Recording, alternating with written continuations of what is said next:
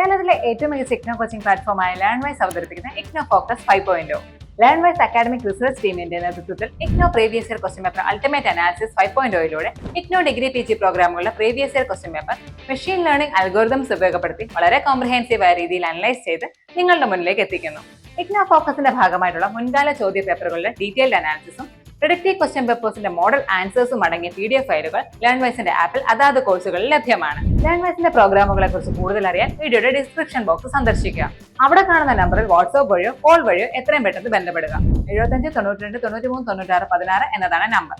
അപ്പോൾ വരുന്ന ഇഗ്നോ എക്സാംസിന് എല്ലാ ലേണേഴ്സിനും എല്ലാവിധ ആശംസകളും നേരുന്നു. All the best. Hi all, welcome to IGNO Focus 5.0 IGNO മുൻകാല ചോദ്യപേപ്പർ ultimate analysis MVP 002 food loss and standards. നമ്മുടെ MSc food science and quality മാനേജ്മെന്റിലെ course MVP 002 food loss and standards എന്ന പേപ്പറിന്റെ നമുക്ക് അവൈലബിൾ ആയിട്ടുള്ള കംപ്ലീറ്റ് ക്വസ്റ്റ്യൻ പേപ്പറും analyse ചെയ്തിട്ട് നിങ്ങൾ ഏതൊക്കെ ടോപ്പിക്സ് ആണ് ഫോക്കസ് ചെയ്ത് പഠിക്കേണ്ടത് അതിനെക്കുറിച്ചുള്ള വളരെ ഡീറ്റെയിൽഡ് ആയിട്ടുള്ള ഒരു ഡിസ്കഷൻ ആണ് നമ്മളിവിടെ നടക്കാൻ പോകുന്നത്. So once again welcome to IGNOU focus 5.0 previous year question paper ultimate analysis. Okay, so നമുക്കറിയാം നമ്മുടെ food loss and standards MVP 002 എന്ന പേപ്പറിൽ ആക്ച്വലി ആ ഒരു പേപ്പറിന്റെ പേര് പറയുന്ന കൂട്ടന്നെ ഒരുപാട് ലോസും ഓരോ ടൈപ്പ് ഓഫ് ഫുഡ്സിൽ ഇപ്പൊ ഇൻഫാന്റിന്റെ ഫുഡ്സിൽ അഡൾട്ടിന്റെ ഫുഡിലൊക്കെ എന്തൊക്കെ സ്റ്റാൻഡേർഡ്സ് നമ്മൾ മെയിൻറ്റെയിൻ ചെയ്യണം അങ്ങനത്തെ കാര്യങ്ങളെല്ലാം ഇൻക്ലൂഡ് ചെയ്തിട്ടുള്ള ഒരു പേപ്പറാണ് അല്ലെ.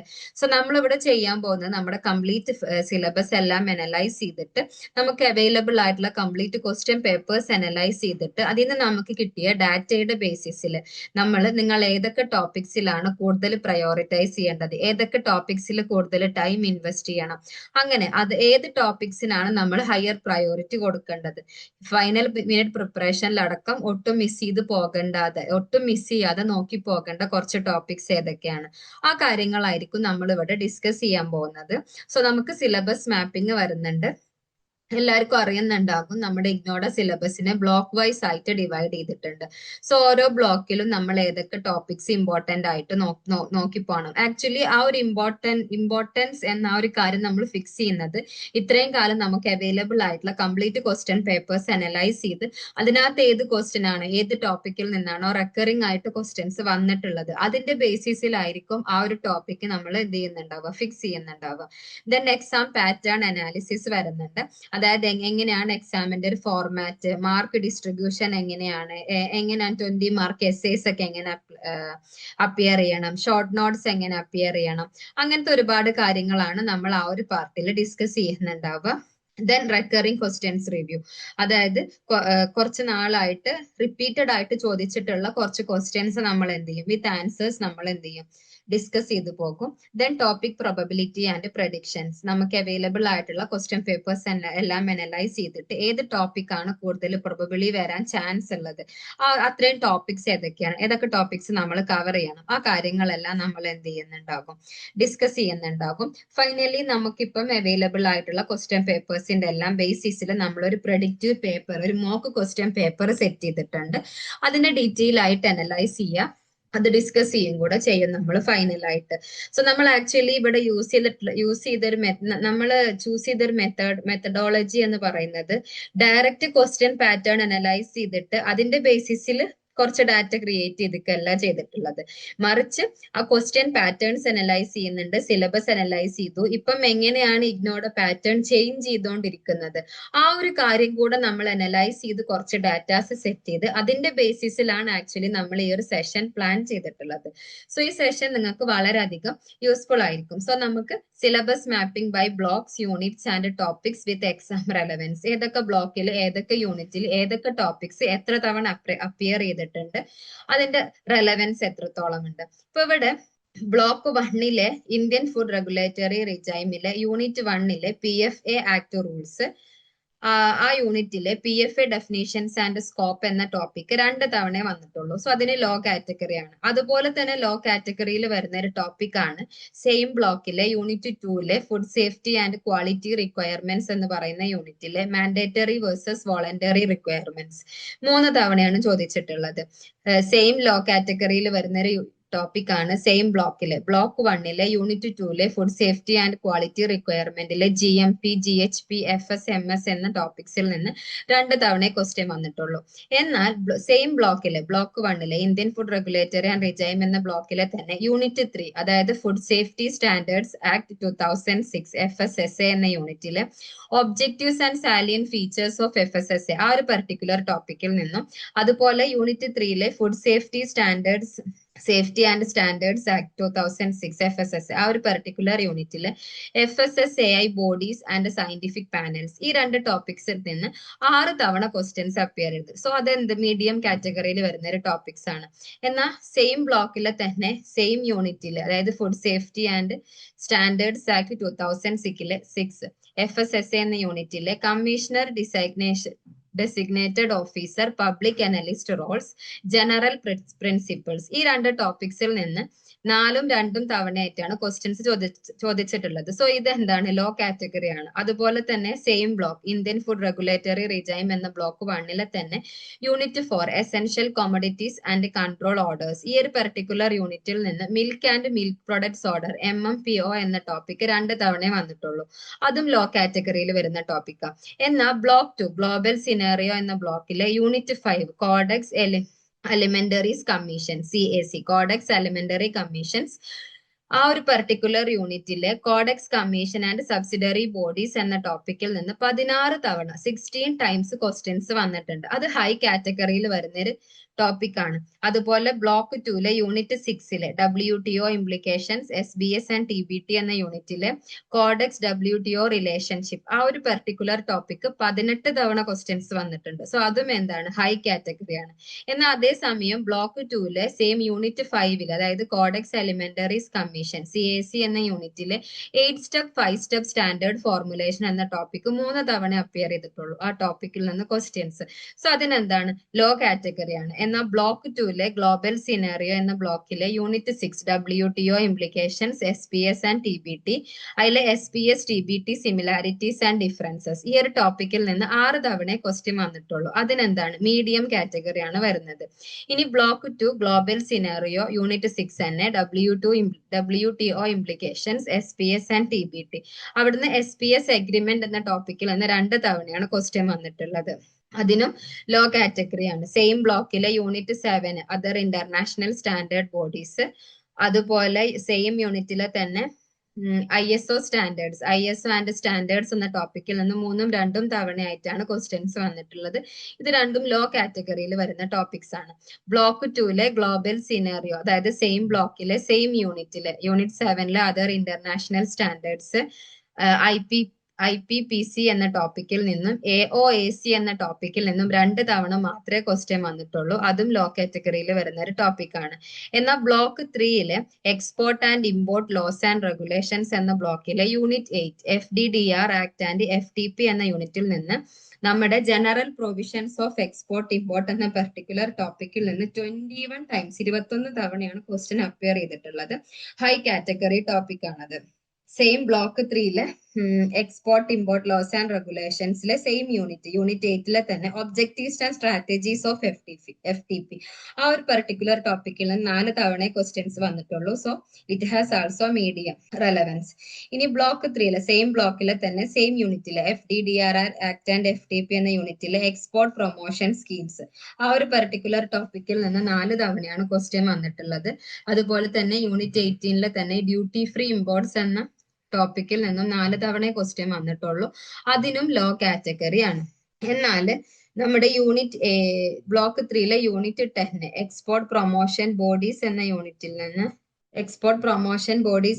നിന്ന് coffee board, tea board, spices board, tobacco board, CEPC roles ഈ ഒരു പർട്ടിക്കുലർ ടോപ്പിക്കിൽ നിന്ന് 6 തവണ ക്വസ്റ്റ്യൻസ് വന്നിട്ടുണ്ട്. സോ അതിനെന്താണ് മീഡിയം റെലവൻസ് ആണ് വരുന്നത്. ഓക്കെ, ഇനി ബ്ലോക്ക് 3 തന്നെ unit 11 plant and animal quarantine ആ ഒരു ടോപ്പിക്കിൽ നിന്ന് WTO SPS IPPC ഈ ഒരു ടോപ്പിക്കിൽ നിന്നെല്ലാം 2 തവണ ക്വസ്റ്റ്യൻസ് ചോദിച്ചിട്ടുള്ളൂ. So it has low relevance. ഇനി സെയിം ബ്ലോക്കിലെ unit 12 customs and import controls എന്ന യൂണിറ്റിലെ SEZ import provisions, bill of entry and clearance, ഈ രണ്ട് ടോപ്പിക്സിൽ നിന്ന് 4-3 തവണ ആയിട്ടാണ് ക്വസ്റ്റ്യൻസ് വന്നിട്ടുള്ളത്. അതിനും ലോ റെലവൻസ് ആണ് വരുന്നത്. Block 4 other laws, national standards and labelling എന്ന ബ്ലോക്കില് unit 13 other food related laws, അതിനകത്ത് environmental protection act and ecomark എന്ന ആ ഒരു പെർട്ടിക്കുലർ ടോപ്പിക്കിൽ നിന്ന് 5 തവണ ക്വസ്റ്റ്യൻസ് ചോദിച്ചിട്ടുണ്ട്. So it has medium relevance. ഇനി block 4 other laws and national standards and labelling, same ബ്ലോക്കിലെ തന്നെ യൂണിറ്റ് 3 അതായത് unit 13 other food related laws എന്ന യൂണിറ്റിലെ consumer protection act, infant milk substitutes act, ഈ ഒരു പെർട്ടിക്കുലർ ടോപ്പിക്സിൽ നിന്ന് 4-2 തവണയായിട്ടാണ് ക്വസ്റ്റ്യൻസ് വന്നിട്ടുള്ളത്. അതും ലോ കാറ്റഗറിയിൽ വരുന്ന ടോപ്പിക്സ് ആണ്. സെയിം ബ്ലോക്കില് unit 14 BIS and AG mark, ആ ഒരു യൂണിറ്റിൽ നിന്ന് FSMS സർട്ടിഫിക്കേഷൻസ്, ആ ഒരു പെർട്ടിക്കുലർ ടോപ്പിക്കിൽ നിന്ന് 6 തവണ ക്വസ്റ്റ്യൻസ് വന്നിട്ടുണ്ട്. So medium relevance. ഇനി സെയിം ബ്ലോക്കിലെ സെയിം യൂണിറ്റിലെ തന്നെ BIS powers and functions and standard formulations, അതുപോലെ AG mark grading certifications and labs, ഈ ഒരു പെർട്ടിക്കുലർ ടോപ്പിക്കിൽ നിന്ന് 3 തവണ ക്വസ്റ്റ്യൻസ് വന്നിട്ടുള്ളൂ. So it has low relevance. ഇനി സെയിം ബ്ലോക്ക് 4 തന്നെ unit 15 national agencies and WTO implementation, ഈ ഒരു ഭാഗത്ത് നിന്ന് TBT എൻക്വയറി പോയിന്റ്, ആ ഒരു പെർട്ടിക്കുലർ ടോപ്പിക്കിൽ നിന്ന് 6 തവണ ക്വസ്റ്റ്യൻസ് ചോദിച്ചിട്ടുണ്ട്. So it has medium relevance. എന്നാൽ GEAC ബയോടെക് റെഗുലേഷൻസ്, ഈ ഒരു ടോപ്പിക്കിൽ നിന്ന് 4 തവണ ക്വസ്റ്റ്യൻസ് വന്നിട്ടുള്ളൂ. സോ അതിനെന്താണ് ലോ റെലവൻസ് ആണ്. സെയിം ബ്ലോക്കില് unit 15 national agencies and WTO implementation എന്ന യൂണിറ്റില് GAP ആൻഡ് പെസ്റ്റിസൈഡ് റെസിഡ്യൂസ്, ആ ഒരു ഭാഗത്ത് നിന്ന് 3 തവണയാണ് ക്വസ്റ്റ്യൻസ് വന്നിട്ടുള്ളത്. സോ അതിനെന്താ ലോ റെലവൻസ് ആണ്.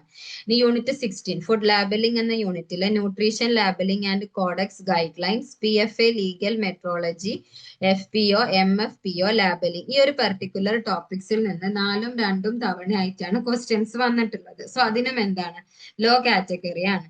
ഇനി ബ്ലോക്ക് 4 യൂണിറ്റ് 16 സെയിം യൂണിറ്റിലെ തന്നെ ഇൻഫാന്റ് ഫുഡ് മാൻഡേറ്ററി ഡിക്ലറേഷൻസ്, ആ ഒരു പെർട്ടിക്കുലർ ടോപ്പിക്കിൽ നിന്ന് 2 തവണയെ ക്വസ്റ്റ്യൻസ് വന്നിട്ടുള്ളൂ. അതിനും എന്താണ് ലോ കാറ്റഗറി ആണ്. ഓക്കെ, സോ നമ്മളിപ്പം low category, medium category, high category എന്ന് പറയുമ്പോൾ ലോ കാറ്റഗറി നമുക്ക് സ്കിപ്പ് ചെയ്യാനുള്ള ടോപ്പിക്സ് ആയിട്ടല്ല പറയുന്നത്.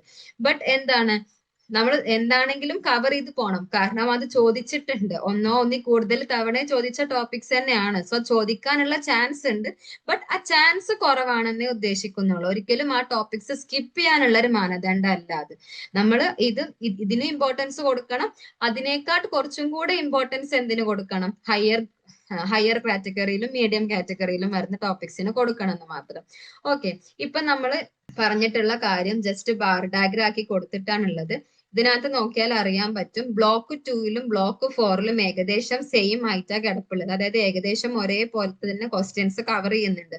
സോ ബ്ലോക്ക് 2 ബ്ലോക്ക് 4 എന്ത് വന്നാലും സ്കിപ്പ് ചെയ്യാൻ പറ്റൂല.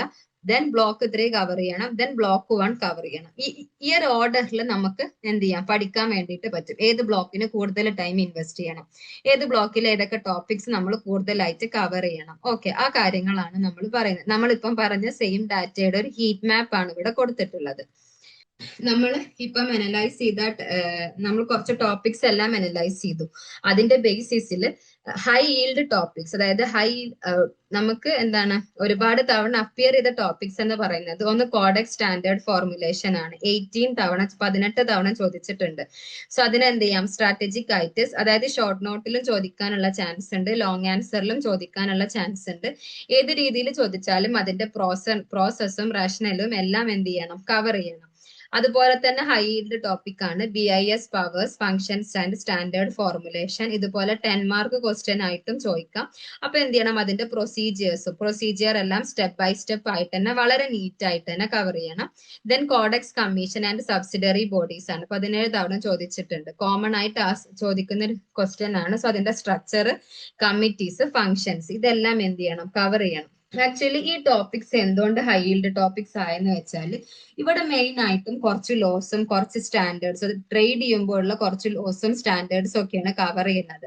അതായത് ഒരുപാട് അപ്ലിക്കേഷൻ ഉള്ള കുറച്ച് ടോപ്പിക്സ് ആണിത്. നമ്മുടെ ഡെയിലി ബേസിസിൽ തന്നെ ലാബലിംഗ്, കൺഫർമേറ്ററി അസസ്മെന്റ്സ്, ഇന്റർനാഷണൽ ഹാർമോണിസേഷൻ, ഇതുപോലത്തെ ഫീൽഡിലെല്ലാം കുറച്ചധികം അപ്ലിക്കേഷൻസ് വരുന്ന ഒരു ടോപ്പിക് ആണല്ലോ ഇത്.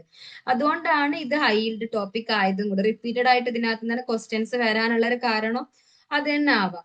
ഓക്കെ, ഇനി നമ്മൾ നോക്കാൻ പോകുന്നത് എങ്ങനെയാണ് നമ്മുടെ എക്സാം പാറ്റേൺ വരുന്നത്. നമുക്ക് 10 to 20 മാർക്കിന് എസ് അല്ലെങ്കിൽ ലോങ് ആൻസർ ടൈപ്പ് ക്വസ്റ്റ്യൻസ് ഉണ്ടാകും. സോ ഒരു 150 to 200, 10 മാർക്കിനാണെങ്കിൽ 150 to 200 വേർഡ്സിൽ ആ ഒരു ക്വസ്റ്റ്യന്റെ ആൻസർ ഫാബ്രിക്കേറ്റ് ചെയ്യുക. ഈ 20 മാർക്സ് ആണെങ്കിൽ 300 to 400 വേർഡ്സിൽ ആൻസർ കവർ ചെയ്യാൻ വേണ്ടിയിട്ട് നോക്കാം. ഷോർട്ട് നോട്ട്സ് ക്വസ്റ്റ്യൻ നമുക്ക് 10 to 20 മാർക്ക് വരെ, 10 മാർക്കിനും ചോദിക്കാം, 20 മാർക്ക് വരെ ആവാം അത്. സോ അതും എന്ത് ചെയ്യാം, ഒരു 80 to 120 വേർഡ്സിൽ അതിന്റെ ആൻസർ എഴുതാൻ വേണ്ടിയിട്ട് നോക്കാം. പിന്നെ ഡെഫിനീഷൻ ലിസ്റ്റ്, ഡെഫിനീഷൻസ് ഒരു പെർട്ടിക്കുലർ, അതായത് ഇപ്പം 2 മാർക്കിന്റെ 10 ക്വസ്റ്റ്യൻസ് അല്ലെങ്കിൽ 5 മാർക്കിന്റെ 2 ക്വസ്റ്റ്യൻസ്, അങ്ങനെയൊക്കെ എന്ത് ചെയ്യാം, ചോദിക്കാനുള്ള ചാൻസ് ഉണ്ട്. അപ്പൊ വളരെ പ്രിസൈസ് ആയിട്ടുള്ള ഡെഫിനീഷൻസ് കൊടുക്കുക. 25 to 40 വേർഡ്സിൽ അത് ആൻസർ കവർ ചെയ്യുന്ന പോലെ. പിന്നെ multiple choice questions, filling the blanks, numerical case studies ഒന്നും ഇതുവരെ നമുക്ക് അവൈലബിൾ ആയിട്ടുള്ള ക്വസ്റ്റ്യൻ പേപ്പേഴ്സിൽ അങ്ങനെ നമ്മൾ കണ്ടിട്ടില്ല. ഓക്കെ, ഇനി എങ്ങനെയാണ് സയന്റിഫിക്കലി നമുക്ക് സ്ട്രാറ്റജിക് ആയിട്ട് ഒരു എസ് അല്ലെങ്കിൽ ഒരു ലോങ് ആൻസർ ടൈപ്പിനെ ക്വസ്റ്റ്യൻസിനെ നമ്മൾ എന്താ ചെയ്യേണ്ടത്, അപ്പിയർ ചെയ്യേണ്ടത്. അപ്പം ആക്ച്വലി ഒരു എസ് ടൈപ്പ് ക്വസ്റ്റ്യൻ ആയിക്കോട്ടെ, ഒരു ലോങ് ആൻസർ ടൈപ്പ് ക്വസ്റ്റ്യൻ ആയിക്കോട്ടെ, മെയിൻ ആയിട്ടും അതിലൂടെ ഒരു നമ്മളെ ഇവാലുവേറ്റ് ചെയ്യുന്നത് ആ ഒരു പെർട്ടിക്കുലർ ടോപ്പിക്കിനെ കുറിച്ച് നമുക്ക് എന്തൊക്കെ അറിയാം, ഡീപ്പായിട്ട് നമുക്ക് എന്തൊക്കെ അറിയാം. സോ നമുക്ക് അറിയാവുന്ന എല്ലാ കാര്യങ്ങളും അതിനകത്ത് നമ്മൾ കവർ ചെയ്യണം. വളരെ സിസ്റ്റമാറ്റിക് ആയിട്ട് സ്ട്രാറ്റജിക് ആയിട്ട് തന്നെ എഴുതണം. ഇൻട്രൊഡക്ഷൻ വേണം, അതുപോലെ ബോഡിയിൽ ഓരോ സബ് ടോപ്പിക്സ് ആയിട്ട് പ്രത്യേകം സബ് ടോപ്പിക്സ് എടുത്ത് അണ്ടർലൈൻ ചെയ്തിട്ട് അതിന്റെ അണ്ടർലൈൻ എഴുതാൻ വേണ്ടിയിട്ട് നോക്കുക. പാരഗ്രാഫ് ആക്കിയിട്ട് എഴുതാൻ വേണ്ടിയിട്ട് നോക്കുക. ഒരു ചെറിയ കൺക്ലൂഷൻ എല്ലാം കൊടുത്ത് അങ്ങനെ ഇപ്പൊ FSSA പ്രിൻസിപ്പിൾസ് അല്ലെങ്കിൽ SBC TBT BIS റോൾസ് ഒക്കെ ആണെന്നുണ്ടെങ്കിൽ എന്ത് ചെയ്യാം, നമുക്ക് വളരെ എന്താ പറയാ, ചുരുക്കി ഒരു 3-4 ലൈൻസിൽ അതിന്റെ ഒരു ഇൻട്രൊഡക്ഷൻ കൊടുക്കുക. ദെൻ എന്താണ് ആ പ്രിൻസിപ്പിൾസ്, എന്തൊക്കെയാണ് ഓരോന്നിന്റെയും ടെക്നോളജീസ് എന്തൊക്കെയാണ്, എങ്ങനെയാണ് BISന്റെ റോൾസ് എന്തൊക്കെയാ വരുന്നത്, ഓരോ ഫീൽഡിലും ചിലപ്പം ഡിഫറെന്റ് റോൾസ് ആയിരിക്കും. ആ കാര്യങ്ങളെല്ലാം പെർട്ടിക്കുലർലി ഡിഫൈൻ ചെയ്യുക, സബ് ടോപ്പിക് ആയിട്ട് തന്നെ ഡിഫൈൻ ചെയ്യുക.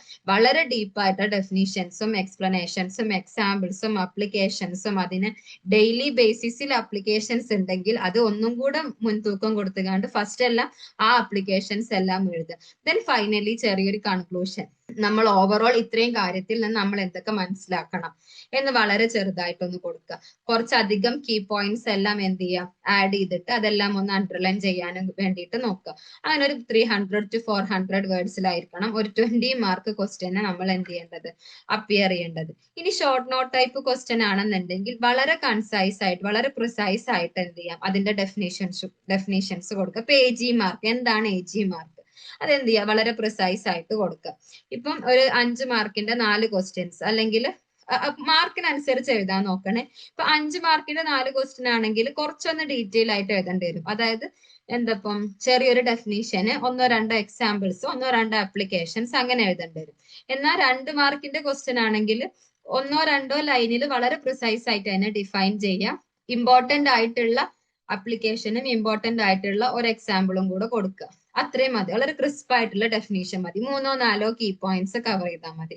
അങ്ങനെ 80 to 120 വേർഡ്സിൽ എന്ത് ചെയ്യാം, ഓവറോൾ ആ ഒരു ആൻസറിനെ ഫാബ്രിക്കേറ്റ് ചെയ്യാൻ വേണ്ടിയിട്ട് നോക്കുക. ഇനി ഡെഫിനീഷൻ ടൈപ്പ് ക്വസ്റ്റ്യൻസ് ആണെന്നുണ്ടെങ്കിൽ, അതായത് 2 മാർക്കിന്റെ ക്വസ്റ്റ്യൻ തന്നെ, MRL എന്താ, FBO എന്താ, അങ്ങനത്തെ ഡെഫിനീഷൻസ് ആണെന്നുണ്ടെങ്കിൽ വളരെ പ്രിസൈസ് ആയിട്ടുള്ള ഡെഫിനീഷൻ മാത്രം കൊടുക്കുക. ഇമ്പോർട്ടന്റ് ആയ എക്സാമ്പിൾ, ഒരു എക്സാമ്പിളും 1-2, ഇനിയിപ്പോ ഒന്ന് നമ്മൾ എഴുതുന്നത് എങ്ങാനും തെറ്റിപ്പോയാലോ, അപ്പൊ ഒരു സേഫ്റ്റിക്ക് വേണ്ടി രണ്ടാമത്തെ എക്സാമ്പിളും കൂടെ. ഇമ്പോർട്ടന്റ് ആയത്, അതിനകത്ത് തന്നെ വളരെ റാൻഡം ആയിട്ടുള്ള ഒരുപാട് എക്സാമ്പിൾസ്, ഒരുപാട് അപ്ലിക്കേഷൻസ് ഒക്കെ ഉണ്ടാകും. അതെല്ലാം സ്കിപ്പ് ചെയ്ത് ആ ഒരു പെർട്ടിക്കുലർ ടോപ്പിക്കിന് ഇമ്പോർട്ടന്റ് ആയത് എന്താണോ അത് തന്നെ കൊടുക്കാൻ വേണ്ടിയിട്ട് നോക്കാം. മാച്ചിങ് ഒബ്ജക്റ്റീവ് ടൈപ്പ് ക്വസ്റ്റ്യൻസ് ഉണ്ടാകാം. അതും ഇതുപോലെ തന്നെ വളരെ സ്ട്രാറ്റജിക് ആയിട്ട് തന്നെ അപ്പിയർ ചെയ്യാൻ വേണ്ടിയിട്ട് നോക്കാം. ഓക്കെ, ഇനി എങ്ങനെയാണ് ഓരോ ബ്ലോക്കിലെയും മാർക്ക് ഡിസ്ട്രിബ്യൂഷൻ വരുന്നത്. Block 1 Indian food regulatory regime എന്ന ബ്ലോക്കിൽ നിന്ന് ഏകദേശം 75% ക്വസ്റ്റ്യൻസ് വരാനുള്ള ചാൻസ് ഉണ്ട്. ഇനി ബ്ലോക്ക് 2 ഗ്ലോബൽ സിനാറിയോയിൽ നിന്ന് അധികം ക്വസ്റ്റ്യൻസ് ഒന്നും എക്സ്പെക്ട് ചെയ്യണ്ട. ആവറേജ് മാർക്ക് തന്നെ 0 ആണ് വരുന്നത്. Block 3 export and import laws and regulations, അതിനകത്ത് ആവറേജ് പെർസെൻറ്റേജ് വരുന്നത് 25% ആണ്. Block 4 other laws and national standards and labelling എന്ന ബ്ലോക്കിൽ നിന്ന് 28% ക്വസ്റ്റ്യൻസ് എന്ത് ചെയ്യാം നമുക്ക് എക്സ്പെക്ട് ചെയ്യാൻ വേണ്ടിയിട്ട് പറ്റും. ഈ ഡയഗ്രാം എന്തെന്ന് വെച്ചാൽ എസ്സേയുടെ ഒരു പാറ്റേൺ എങ്ങനെയാണ്, ജൂണിൽ നിന്ന് ഡിസംബറിലോട്ട് എത്തിയപ്പം ചെറിയൊരു ഇൻക്രീസ് കാണിക്കുന്നുണ്ട്. ദെൻ ഡിസംബറിന് വീണ്ടും ജൂൺ 23 ആയപ്പോഴേക്ക് വീണ്ടും കൂടി, പിന്നെ കുറച്ച് കുറഞ്ഞു, പിന്നെ ഇങ്ങനെ കുറച്ചിങ്ങനെ ഏകദേശം ഒരേ ലെവലിലാണ് പോകുന്നത്. പിന്നെ ഈ ജൂൺ 24 ഡിസംബർ 24 വന്നപ്പോൾ നല്ലൊരു കുറവ് കാണിക്കുന്നുണ്ട്. പിന്നെ ഏകദേശം അതേ ലെവലിലേക്ക് തന്നെയാണ് പോകുന്നത്. അങ്ങനെ അനലൈസ് ചെയ്യുന്ന എസ് ഷോർട്ട് നോട്ട്സിന്റെ ഒരു പാറ്റേൺ എങ്ങനെയാണ്. ഇപ്പൊ ഷോർട്ട് നോട്ട്സ് എല്ലാം കഴിഞ്ഞ ജൂൺ 25 നല്ല ഹൈ ആയിട്ട് തന്നെ നിൽക്കുന്നത്, കുറച്ചധികം ക്വസ്റ്റ്യൻസ് വന്നിട്ടുണ്ട്. ഡെഫിനീഷൻസ് ആണെങ്കിൽ ജൂൺ 25 കഴിഞ്ഞ എക്സാമിന്റെ പാറ്റേൺ നോക്കുമ്പോൾ കുറച്ച് കുറവാണ്. അങ്ങനെ അനലൈസ് ചെയ്യുന്ന ഒരു ഡയഗ്രാം ഇവിടെ കൊടുത്തിട്ടുള്ളത്.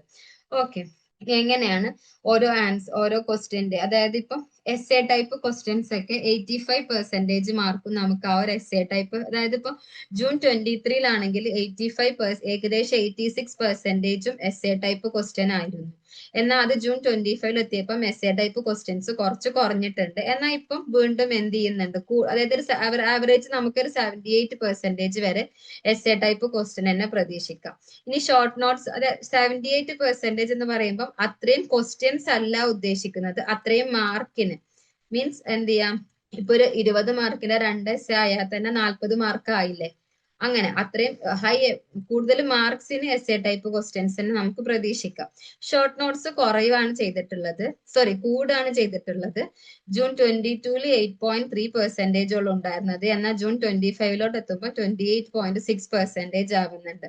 ഡെഫിനീഷൻസ് ഇങ്ങനെ ഓസിലേറ്റ് ചെയ്തുകൊണ്ടിരിക്കുകയാണ്, ഒരു 0 to 50% ഇടയിൽ ഇങ്ങനെ നിന്നുകൊണ്ടിരിക്കുകയാണ്. വരാതിരിക്കാം എന്ന രീതിയിൽ എക്സ്പെക്ട് ചെയ്യണം, വരാൻ ചാൻസ് ഉണ്ട്. ഓക്കെ, ഇനി എങ്ങനെ പ്രോപ്പർ ആയിട്ട് ടൈം മാനേജ് ചെയ്യാം. ഇപ്പൊ നമ്മൾ പറഞ്ഞു ഏകദേശം ഒരു 78% മാർക്കിന് നമ്മൾ എഴുതേണ്ടി വരും മിക്കവാറും, അതായത് അത്രയും മാർക്കോളം നമുക്ക് എന്ത് ചെയ്യാം എസ് എ ടൈപ്പ് ക്വസ്റ്റ്യൻസ് തന്നെ ആയിരിക്കും ചോദിക്കുന്നത്. ഓക്കെ, അതുപോലെ ഷോർട്ട് നോട്ട്സ് ഒരു 15%, ഡെഫിനിഷൻസ് ഒരു 7% നമുക്ക് എക്സ്പെക്ട് ചെയ്യാം.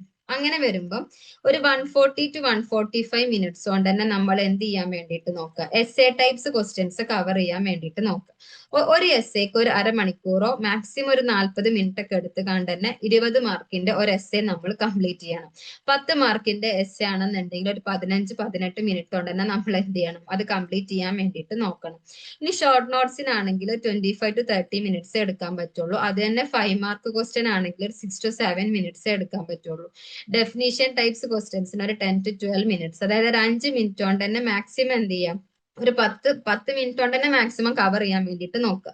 അങ്ങനെ വരുമ്പോൾ നമുക്കൊരു 5 മിനിറ്റ്സ് എക്സ്ട്രാ കിട്ടും. ആ 5 മിനിറ്റ് കൊണ്ട് നമുക്ക് എന്ത് ചെയ്യാം, ഒന്നും കൂടെ നമുക്കൊന്ന് ക്രോസ് ചെക്ക് ചെയ്യാം, ഒന്നും കൂടെ വായിച്ചു നോക്കാം, ഏതെങ്കിലും ക്വസ്റ്റ്യൻ നമ്പർ ഇട്ടത് തെറ്റാണോ, ഒന്ന് എന്ത് ചെയ്യാം, ഓവറോൾ നമുക്കൊന്ന് ക്രോസ് ചെക്ക് ചെയ്യാം, എവിടെയെങ്കിലും ഡയഗ്രാം ഇൻക്ലൂഡ് ചെയ്യണം, ഏതെങ്കിലും സ്റ്റെപ്പ് വിട്ടു പോയിട്ടുണ്ടോ, ഏതെങ്കിലും കീ പോയിന്റ് മറന്നു പോയിട്ടുണ്ടോ, ആ കാര്യമൊന്ന് ആഡ് ചെയ്യണമെങ്കിൽ നമുക്ക് ആഡ് ചെയ്യാൻ ബെറ്റർ ആയിരിക്കും. ഇങ്ങനെ സ്ട്രാറ്റജിക്കലി ടൈം മാനേജ് ചെയ്ത് നമ്മൾ ഓരോ ക്വസ്റ്റ്യനും അറ്റൻഡ് ചെയ്ത് കഴിഞ്ഞാൽ.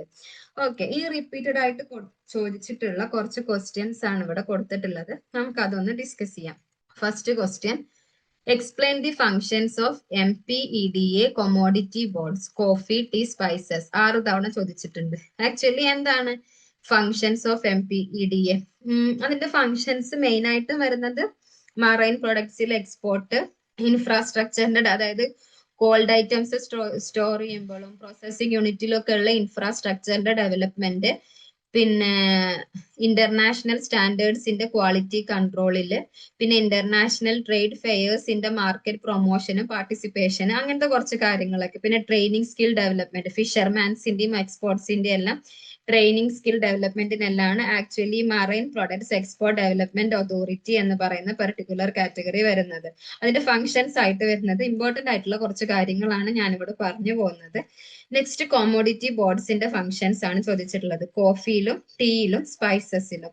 അപ്പൊ കോമോഡിറ്റി ബോർഡ്സിന്റെ ഫങ്ഷനിലോട്ട് വരുമ്പോൾ മെയിൻ ആയിട്ടും വരുന്നത് ക്വാളിറ്റി ആൻഡ് പ്രൊഡക്ടിവിറ്റി തന്നെയാണ്. അതിലുള്ള റിസർച്ചും ഡെവലപ്മെന്റും അതിനകത്തുള്ള ഇംപ്രൂവ്മെന്റും തന്നെയാണ്. പിന്നെ market intelligence, export marketing supporting, quality certification and standardisation, അങ്ങനെ branding, geographical indication, GI promotion അതെല്ലാം എന്താണ് കൊമോഡിറ്റി ബോർഡ്സിന്റെ ഫങ്ഷൻസ് ആണ്. Next question, outline export promotion schemes under foreign trade policy. Foreign trade പോളിസിയുടെ അണ്ടറിൽ വരുന്ന എക്സ്പോർട്ട് പ്രൊമോഷൻ സ്കീംസിനെ കുറിച്ചാണ് എഴുതാൻ പറഞ്ഞിട്ടുള്ളത്. മേജർ സ്കീംസ് എന്ന് പറയുന്നത് അഡ്വാൻസ് ഓതറൈസേഷൻ സ്കീം, അതെന്തിനായിരുന്നു? Duty free import of input used in export production അല്ലെ, allows duty free import of input used in export production. പിന്നെ ഡ്യൂട്ടി ഡ്രോബാക്ക് സ്കീം, അത് കസ്റ്റം ഡ്യൂട്ടീസിന്റെ റീഫണ്ട്, ഡ്യൂട്ടീസ് പെയ്ഡ് ചെയ്ത് കഴിഞ്ഞാലുള്ള റീഫണ്ടും കാര്യങ്ങളൊക്കെ ആയിട്ട് റിലേറ്റ് ചെയ്തത്. പിന്നെ export promotion capital goods, EPCG scheme, പിന്നെ merchandise exports from Indian scheme, service exports from Indian scheme. ഇത്രയാണ് സ്കീംസ് വരുന്നത്. അതിനെ വളരെ ബ്രീഫായിട്ട് ഒരു ലൈനിലോ 2 ലൈനിലോ ഡിസ്ക്രൈബ് ചെയ്യും കൂടെ ചെയ്യാം. Next third question, state the objectives and salient features of FSS Act 2006. FSS Act 2006ന്റെ സാലിയൻ ഫീച്ചേഴ്സും ഒബ്ജക്റ്റീവ്സും എക്സ്പ്ലെയിൻ ചെയ്യാനാണ് പറഞ്ഞിട്ടുള്ളത്. സോ അതിന്റെ മെയിൻ ആയിട്ടുള്ള ഒരു ഫീച്ചർ എന്ന് പറയുന്നത് establishment of food safety and standard authority of India, FSSAI ആണ്. പിന്നെ മാനുഫാക്ചർ, സ്റ്റോറേജ്, ഡിസ്ട്രിബ്യൂഷൻ, സെയില്, അതിലെല്ലാം റെഗുലേഷൻസ് കൊണ്ടുവന്നു. പിന്നെ ഫുഡ് സേഫ്റ്റി മാനേജ്മെന്റ് സിസ്റ്റത്തിലുള്ള, അതായത് റിസ്ക് അതിന്റെ ബേസ് ചെയ്തിട്ടുള്ള കാര്യങ്ങള്. പിന്നെ ഫുഡ് ലാബലിങ്, പാക്കേജിങ് സ്റ്റാൻഡേർഡിങ്, അതിലൊക്കെ ഉള്ള പ്രൊവിഷൻസ്. പിന്നെ സ്ട്രിക്റ്റ് പെനാലിറ്റീസ് ഫോർ ഫുഡ് അതായത് ഫുഡ് എല്ലാം അഡൾട്ടറി ചെയ്യുമ്പോൾ വരുന്ന പെനാൽറ്റീസ്, അത് അൺസേഫ് ഫുഡൊക്കെ സെയിൽ ചെയ്യുമ്പോൾ ഉള്ള ഫൈൻ ഇടലും കാര്യങ്ങളും, അതെല്ലാം ഈ ഒരു ലോയുടെ ഒബ്ജക്റ്റീവും ഫീച്ചേഴ്സും തന്നെയാണ്. നെക്സ്റ്റ് പറയുന്നത് compare the SPS and TBT agreements. സിമിലാരിറ്റീസും ഡിഫറൻസസും പ്രത്യേകം കമ്പയർ ചെയ്യണമെന്ന് പറഞ്ഞിട്ടുണ്ട്. ഓക്കെ, സോ നമുക്ക് എന്ത് ചെയ്യാം, നമുക്ക് ഒന്നല്ലെങ്കിൽ SPS അഗ്രിമെന്റ്, TBT അഗ്രിമെന്റ് എന്ന് 2 സെപ്പറേറ്റ് ഹെഡിങ്ങിന്റെ അണ്ടറിൽ 2 എണ്ണമായിട്ട് എഴുതാം, അല്ലെങ്കിൽ 3 ഹെഡിങ് ആയിട്ടും കൊടുക്കാം. Aspect, SPS agreement, TBT agreement. അപ്പൊ എന്താണ്, ഫസ്റ്റിന്റെ ഫുൾ ഫോം കൊടുക്കാം. ഫുൾ ഫോം എന്താണ്? ഒന്ന് sanitary and phyto sanitary measures. TBT എന്ന് പറയുന്നത് ടെക്നിക്കൽ ബാരിയേഴ്സ് ടു ട്രേഡ് ആണ്. SPS ഒബ്ജക്റ്റീവ് എന്തായിരുന്നു? ഹ്യൂമൻസിനെ, ആനിമൽസിനെ, പ്ലാന്റ് ഹെൽത്തിനെ എല്ലാം പ്രൊട്ടക്ട് ചെയ്യുക എന്നുള്ളതാണ്. എന്നാൽ TBTയുടെ അഗ്രിമെന്റ് വരുന്നത് അൺനെസസറി ട്രേഡ് ബാരിയേഴ്സ് പ്രിവെന്റ് ചെയ്യുക എന്നുള്ളതാണ്. ഇനി SPS സ്കോപ്പ് എന്ന് പറയുന്നത് ഒന്ന് food safety, animal plant health, food safety, ആ കാര്യങ്ങളാണ്. TBTയുടെ സ്കോപ്പ് ടെക്നിക്കൽ റെഗുലേഷൻസും സ്റ്റാൻഡേർഡും ആണ്. പിന്നെ അതിന്റെ സയന്റിഫിക് ബേസിസ്, മാൻഡേറ്ററി ആണോ, എന്താണ് എൻകറേജ് ചെയ്യുന്നത്, അതിന്റെ എക്സാമ്പിൾസ്. ഇപ്പൊ SPS നമുക്ക് പെസ്റ്റിസൈഡ് ലിമിറ്റും ഡിസീസ് കൺട്രോൾ എല്ലാം പറയാം എക്സാമ്പിൾ ആയിട്ട്. TBTയിൽ വരുന്നത് ലാബലിങ്, പാക്കേജിങ്, അങ്ങനത്തെ ഒക്കെ സംഭവങ്ങളായിരിക്കും. ഓക്കെ, ഇങ്ങനെ എന്ത് ചെയ്യാം, കോളം വരച്ചിട്ട് തന്നെ സിമിലാരിറ്റീസും ഡിഫറൻസസും എക്സ്പ്ലെയിൻ ചെയ്യാൻ വേണ്ടിയിട്ട് നോക്കുക. Then fifth question, explain nutritional labelling and Codex guide lines. Codex guide lines എന്താ, ന്യൂട്രീഷണൽ ലാബലിംഗ് എന്താ? ന്യൂട്രീഷണൽ ലാബലിംഗ് ആക്ച്വലി ഒരു ഫുഡിനകത്തുള്ള എനർജി വാല്യൂ, ന്യൂട്രിയൻസ്, ഇതിനൊക്കെ കുറിച്ചുള്ള ഇൻഫോർമേഷൻ ആയിരിക്കും. അതായത് ഒരു കൺസ്യൂമറിന് ഏത് ഫുഡാണ് അയാൾക്ക് ചൂസ് ചെയ്യാം. ഇതെല്ലാം നോക്കിയിട്ട് അയാൾക്ക് എന്ത് ചെയ്യാം, ചൂസ് ചെയ്യാൻ വേണ്ടി, ഒരു കൺസ്യൂമർ ചൂസ് ചെയ്യാൻ ഹെൽപ്പ് ചെയ്യും. മെയിൻ ആയിട്ടും പാക്കേജ്ഡ് ഫുഡ് പ്രൊഡക്ട്സിൽ ഇത് മാൻഡേറ്ററി ആണ്, എന്താണെങ്കിലും കൊടുത്തിരിക്കണം. ഇനി കോഡെക്സ് എലിമെന്റേറിയസ് ഗൈഡ് ലൈൻസ് എന്ന് പറയുന്നത് ആക്ച്വലി FAO WHO ഡെവലപ്പ് ചെയ്തൊരു കാര്യമാണല്ലോ അത് എന്താണ്, അതായത് ലാബലിംഗ് നോംസിൽ ലാബൽ ചെയ്യുമ്പോഴുള്ള കാര്യങ്ങൾ, ഇന്റർനാഷണൽ ഫുഡ് സ്റ്റാൻഡേർഡ്സ്, അതൊക്കെ ആയി ബന്ധപ്പെട്ടതാണ്. പിന്നെ ട്രേഡിനെ ഫെസിലിറ്റേറ്റ് ചെയ്യുന്നുണ്ട്, കൺസ്യൂമർ ഹെൽത്ത് പ്രൊട്ടക്ട് ചെയ്യുന്നുണ്ട്.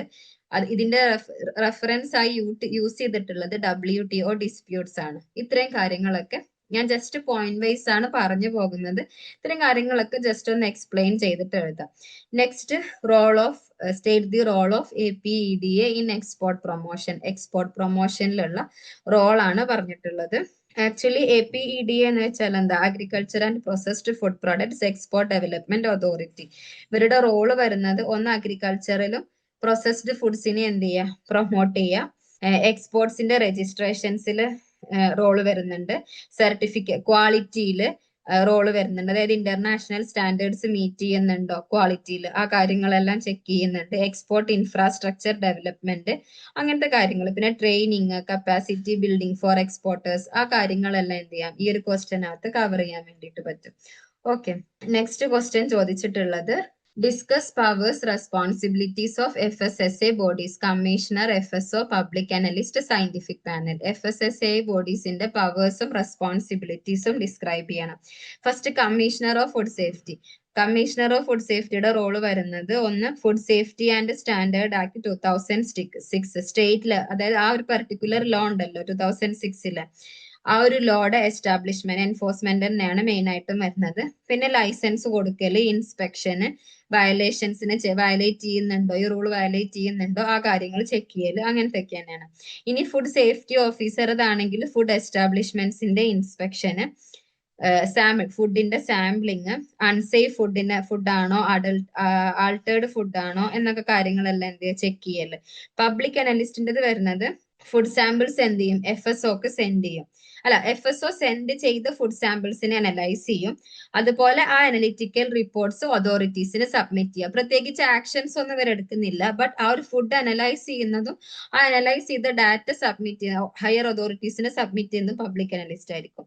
ഇനി സയന്റിഫിക് പാനൽസിന്റെ റോള് വരുന്നത് ഒന്ന് അതായത് science based food standards meet ചെയ്യുന്നുണ്ടോ അതൊക്കെ റിവൈസ് ചെയ്യലും അതിന്റെ ഫോർമുലേഷൻസ് ഒക്കെ ആയിരിക്കും സയന്റിഫിക് പാനൽസ് വരുന്നത്. അതുപോലെ FSSA risk assessment, food safety regulations എല്ലാം അഡ്വൈസ് ചെയ്യാം, ആ കാര്യങ്ങളായിരിക്കും. Okay, next explain customs clearance bill of entry process for ഇമ്പോർട്ട്സിന് വേണ്ടിയിട്ടുള്ള കസ്റ്റം ക്ലിയറൻസിന്റെയും ബിൽ ഓഫ് എൻട്രി പ്രോസസ് ആ കാര്യം എക്സ്പ്ലെയിൻ ചെയ്യാനാണ് പറഞ്ഞിട്ടുള്ളത്. ബിൽ ഓഫ് എൻട്രി എന്ന് പറയുന്നത് എന്താണ്, import files bill of entry electronically with customs അല്ലെ. പിന്നെ duty assessment, payments of customs duty, examination of good എന്ന് പറയുമ്പോൾ അത് പെർട്ടിക്കുലർലി പറയണ ആവശ്യമാണെങ്കിൽ മാത്രമായിരിക്കും അതെന്ത് ഗുഡ്സ് എക്സാമിൻ ചെയ്യുന്നുണ്ടാവുക. ഇത്രയും പോയിന്റ്സ് എന്ത് ചെയ്യുക. പിന്നെ ഇതിനകത്ത് ഇമ്പോർട്ടന്റ് ആയിട്ടും വരുന്ന ഒന്നാണ് issue of out of charge OAC, order for clearance of goods. ഇത്രയും പോയിന്റ്സ് എന്ത് ചെയ്യാം, കവർ ചെയ്യാൻ വേണ്ടിയിട്ട് നോക്കുക. Then explain the 8 step codex standard formulation. ആ 8 സ്റ്റെപ്പ് ഉണ്ടല്ലോ, propose of new standard, acceptance by codex commission, drafting of codex committee, circulation for government comments, revising of draft. ആ 8 step എന്ത് ചെയ്യാം, എക്സ്പ്ലെയിൻ ചെയ്തിട്ട് എഴുതുക. Next question, what are the powers and functions of BISന്റെ പവേഴ്സും ഫങ്ഷൻസും. ഒന്ന് formulation and promotion of Indian standards, then product certification, അതിന്റെ quality marketing, പിന്നെ testing, quality assurance, customer protection. ഇത്രയും കാര്യങ്ങളാണ് അതിനകത്ത് കവർ ചെയ്യേണ്ടത്. ഓക്കെ, ഇതാണ് ഒരുപാട് തവണ അപ്പിയർ ചെയ്തിട്ടുള്ള 10 ഇമ്പോർട്ടന്റ് ആയിട്ടുള്ള 10 ക്വസ്റ്റ്യൻസ് എന്ന് പറയുന്നത്. ഇനി ഇത് ഏതൊക്കെ യൂണിറ്റിലാണ്, ഏതൊക്കെ ബ്ലോക്കിൽ, ഏതൊക്കെ യൂണിറ്റിലാണ് വരുന്നത്. ഈ first question Codex Commission and subsidiary bodies എന്ന ക്വസ്റ്റ്യൻ ബ്ലോക്ക് 2 ഗ്ലോബൽ സിനാരിയോ എന്ന ബ്ലോക്കിലെ unit 5 Codex Alimentarius Commission, commission CAC എന്ന പർട്ടിക്കുലർ യൂണിറ്റിൽ വരുന്ന ക്വസ്റ്റ്യൻ ആണ്. ആവറേജ് ഒരു 18 മാർക്ക് വരെ നമുക്ക് ആ ഒരു പെർട്ടിക്കുലർ ടോപ്പിക്കിൽ നിന്ന് എക്സ്പെക്ട് ചെയ്യാം. Then SPS TBT similarities and differences same ബ്ലോക്കിലെ തന്നെ യൂണിറ്റ് 6 WTO ഇംപ്ലിക്കേഷൻസ്. 5 തവണയാണ് ക്വസ്റ്റ്യൻസ് വന്നിട്ടുള്ളത്. 18 മാർക്കിന് ആവറേജ് നമുക്ക് എക്സ്പെക്ട് ചെയ്യാം. ദെൻ GMP GHP FSMS അത് block 1 Indian food regulatory regime, unit 2 food safety and quality റിക്വയർമെന്റ്സിലെ ആ യൂണിറ്റിൽ വരുന്ന ഒരു ടോപ്പിക് ആണ്. 16 മാർക്ക് നമുക്ക് എന്ത് ചെയ്യാം, ആവറേജ് എക്സ്പെക്ട് ചെയ്യാം. കോഡെക്സ് WTO റിലേഷൻഷിപ്പ് ബ്ലോക്ക് 2 തന്നെ, ബ്ലോക്ക് 2 ഗ്ലോബൽ സിനാറിയോ എന്ന ബ്ലോക്കിലെ unit 6 WTO implications SPS and TBT. 4 തവണ ക്വസ്റ്റ്യൻസ് വന്നിട്ടുണ്ട്. General provisions of export and import block 3 വരുന്ന ഒരു ക്വസ്റ്റ്യൻ ആണ്. Block 3 export and import laws and regulations, unit 8 FDDR act and FTP എന്നൊരു particular യൂണിറ്റിൽ നിന്നുള്ള ഒരു ടോപ്പിക് ആണ്. അത് ഏകദേശം 17.5 ആണ് ആവറേജ് അതിനകത്ത് നമുക്ക് എക്സ്പെക്ട് ചെയ്യാൻ പറ്റുന്നത്. Then objectives and salient features of FSSA ഇത് ബ്ലോക്ക് 1 ഇന്ത്യൻ ഫുഡ് റെഗുലേറ്ററി എന്ന regulatory regime, unit 3 food safety and standards act 2006. Average 15 marks expect ചെയ്യാം. Then Commissioner Designated Officer Public Analyst Roles Block 1 Indian Food Regulatory Regime Unit 3 Food Safety and Standards Act 2006 ആ ഒരു യൂണിറ്റിൽ വരുന്ന ഒരു topic ആണത്. Average 20 marks വരെ expect ചെയ്യാം. Export promotion schemes EPCG SCZ EOU അത് block 3 export and import laws and regulations. Block 3 unit 8 നിന്നൊരു ടോപ്പിക് ആണ് FDDR act and FTP. Average 20 marks expect ചെയ്യാം. Objectives and strategies of FTP, അതും block 3 തന്നെ unit 8 വരുന്ന ഒരു topic ആണ്. Average 20 mark expect ചെയ്യാം.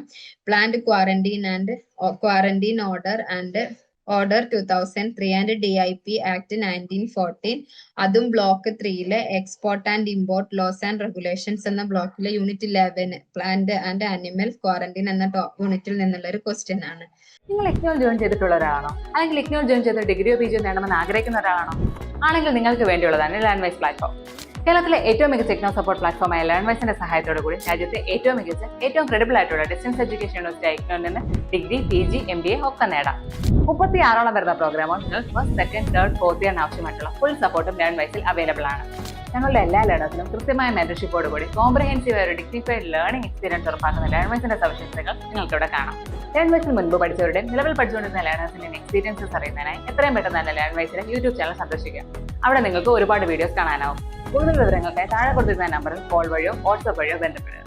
ഓക്കെ, ഓവറോൾ നമ്മൾ ഇപ്പം പറഞ്ഞിട്ടുള്ള ക്വസ്റ്റ്യൻസിന്റെ ഒരു പൈ ഡയഗ്രം ആണ് ഇവിടെ കൊടുത്തിട്ടുള്ളത്. ഓക്കെ, ഇനി എങ്ങനെയാണ് സ്ട്രാറ്റജിക് ആയിട്ട് അത് എങ്ങനെയാണ് നമ്മൾ പഠിക്കേണ്ടത് കാര്യങ്ങളെല്ലാം. ഇപ്പൊ ഒരു 20 മാർക്സ് എസ്സേക്ക് നമ്മൾ പഠിക്കുകയാണെന്നുണ്ടെങ്കിൽ എന്ത് ചെയ്യണം? നമ്മൾ നേരത്തെ പറഞ്ഞ പോലെ തന്നെ ജസ്റ്റ് ആ ക്വസ്റ്റ്യൻ ഒന്ന് വായിച്ച് ഒരു 5 മിനിറ്റ്സ് കൊണ്ട് നമ്മൾ എന്ത് ചെയ്യുക, അതിന്റെ ആൻസർ ഒന്ന് ഫാബ്രിക്കേറ്റ് ചെയ്യാൻ നോക്കുക. ഒരു 12 to 15 മിനിറ്റ്സ് കൊണ്ട് തന്നെ ആൻസർ എഴുതാൻ വേണ്ടിയിട്ട് നോക്കുക. നമ്മൾ ഇതുപോലെ, അതായത് ഒരു എസ്സേ ടൈപ്പ് ക്വസ്റ്റ്യൻസ് ഒക്കെ പഠിക്കുമ്പോൾ തന്നെ ഒന്നി കൂടുതൽ തവണ നമ്മളത് വായിച്ച് പഠിക്കാൻ വേണ്ടിയിട്ട് നോക്കണം. എന്നാലും അതിനകത്ത് ഓരോ കീ പോയിന്റ്സും നമുക്ക് എന്ത് ചെയ്യാൻ പറ്റുക, ഓർത്ത് വെക്കാൻ വേണ്ടിയിട്ട് പറ്റുക. പിന്നെ ഒരു പെർട്ടിക്കുലർ ലോനെ കുറിച്ചോ ഓർഡറിനെ കുറിച്ചോ സെക്ഷനെ കുറിച്ചൊക്കെയാണ് ചോദിക്കുന്നത് എന്നുണ്ടെങ്കിൽ അതിനകത്ത് ഒരു 4 to 6 bullet points with examples തന്നെ കവർ ചെയ്യണം. എക്സാമ്പിൾസും ഇമ്പോർട്ടന്റ് അപ്ലിക്കേഷൻസും എല്ലാ ക്വസ്റ്റ്യൻസിലും നമ്മൾ കവർ ചെയ്യാൻ വേണ്ടിയിട്ട് നോക്കണം. ഓക്കെ, ഇനി ഓരോ ടോപ്പിക്കിന്റെയും പ്രൊബബിലിറ്റി ആണ് പറയാൻ പോകുന്നത്. ആക്ച്വലി നമ്മൾ ഈ പ്രൊബബിലിറ്റി കാൽക്കുലേറ്റ് ചെയ്യുന്നത് എത്ര തവണ ആ ഒരു ക്വസ്റ്റ്യൻ അപ്പിയർ ചെയ്തിട്ടുണ്ട് divided by total papers into 100. ആ ഒരു രീതിയിലാണ് നമ്മൾ ഈ പ്രൊബബിലിറ്റി കാൽക്കുലേറ്റ് ചെയ്തിട്ടുള്ളത്. അപ്പൊ നമ്മുടെ PFA ഡെഫിനീഷൻസ് ആൻഡ് സ്കോപ്പ്, ആ ഒരു പെർട്ടിക്കുലർ ടോപ്പിക് യൂണിറ്റ് 1 വരുന്ന ഒരു ടോപ്പിക്കാണ്. ലോ കാറ്റഗറി ആണ്, ബ്ലോക്ക് 1 വരുന്ന ഒരു ടോപ്പിക്കാണ് ഇന്ത്യൻ ഫുഡ് റെഗുലേറ്ററി റിജൈം എന്ന ബ്ലോക്കില്. കാരണം അതിന് ഏകദേശം 28.6 ആണ് പ്രൊബബിലിറ്റി വരുന്നത്. എന്നാൽ സെൻട്രൽ ഫുഡ് ലബോറട്ടറീസും ഇതുപോലെ ലോ കാറ്റഗറി ടോപ്പിക്കാണ്. അതും ബ്ലോക്ക് 1 യൂണിറ്റ് 1 വരുന്ന ഒരു ടോപ്പിക്. അതിനും ഏകദേശം 14% പ്രൊബബിലിറ്റി വരുന്നുള്ളൂ. എന്നാൽ അതേസമയം block 1 Indian food regulatory regime എന്ന ബ്ലോക്കിലെ unit 2 food safety and quality requirements എന്ന ടോപ്പിക്കും സെയിം ബ്ലോക്കിലെ തന്നെ unit 3 food safety and standards act 2006 എന്ന ആ ഒരു 2 ടോപ്പിക്സിൽ നിന്ന് ഏകദേശം 71.4%, 85.7% റെസ്പെക്റ്റീവ്ലി നമുക്ക് എന്ത് ചെയ്യാം, ക്വസ്റ്റ്യൻസ് എക്സ്പെക്ട് ചെയ്യാം. സോ ആ 2 ടോപ്പിക്സും ഹൈ കാറ്റഗറി ടോപ്പിക്സ് ആണ്. എന്നാൽ same block 1 Indian food regulatory regime unit 2 food safety and quality requirements, ആ ഒരു പെർട്ടിക്കുലർ ടോപ്പിക്കിൽ നിന്ന് അതൊരു മീഡിയം കാറ്റഗറിയിൽ വരുന്ന ഒരു ടോപ്പിക്കാണ്. കാരണം അവിടെ ആ ഒരു പെർട്ടിക്കുലർ ടോപ്പിക്കിൽ നിന്ന് 3 തവണ ക്വസ്റ്റ്യൻ അപ്പിയർ ചെയ്തിട്ടുള്ളൂ. 43% ആണ് ഏകദേശം പ്രോബബിലിറ്റി പെർസെൻറ്റേജും വരുന്നത്. അതുപോലെ തന്നെ സെയിം ബ്ലോക്കിലെ unit 2 food safety and quality requirements എന്ന യൂണിറ്റിലെ റെസ്പോൺസിബിൾ മിനിസ്ട്രീസ് ഡിപ്പാർട്ട്മെന്റ്സ്, ഈ ഒരു പെർട്ടിക്കുലർ ടോപ്പിക് ആകെ ഒരു തവണ ചോദിച്ചിട്ടുള്ളൂ. അതിനും എന്താണ് പ്രോബിലിറ്റി പെർസെൻറ്റേജ് കുറവാണ്. സോ അതെന്താ ലോ കാറ്റഗറിയിൽ വരുന്ന ഒരു ടോപ്പിക്കാണ്. ഇനി ഇതുപോലെ ഹൈ കാറ്റഗറിയിൽ വരുന്ന വേറൊരു ടോപ്പിക്കാണ് block 1 Indian food regulatory regime എന്ന ബ്ലോക്കിലെ unit 3 food safety standards act 2006. ആ ഒരു യൂണിറ്റിലെ FSSA bodies and scientific panels എന്നൊരു ടോപ്പിക് 6 തവണയാണ് ക്വസ്റ്റ്യൻസ് വന്നിട്ടുള്ളത്. സോ അതെന്താണ് 85.7%, അതായത് ഏകദേശം 86%ഓളം പ്രൊബബിലിറ്റി ഉണ്ട് ആ ഒരു ടോപ്പിക്കിന്. എന്നാൽ ബ്ലോക്ക് 1 തന്നെ യൂണിറ്റ് 3 തന്നെ commissioner, designated officer, public analyst roles, ഈ ഒരു പെർട്ടിക്കുലർ ടോപ്പിക് ആകെ 3 തവണ ചോദിച്ചിട്ടുള്ളൂ. 43% ഏകദേശം അതിന്റെ പ്രോബബിലിറ്റിയും വരുന്നുള്ളൂ. സോ അതെന്താണ് മീഡിയം കാറ്റഗറി ആണ്. സെയിം ബ്ലോക്കിലെ തന്നെ യൂണിറ്റ് 3 ജനറൽ പ്രിൻസിപ്പിൾസും യൂണിറ്റ് 4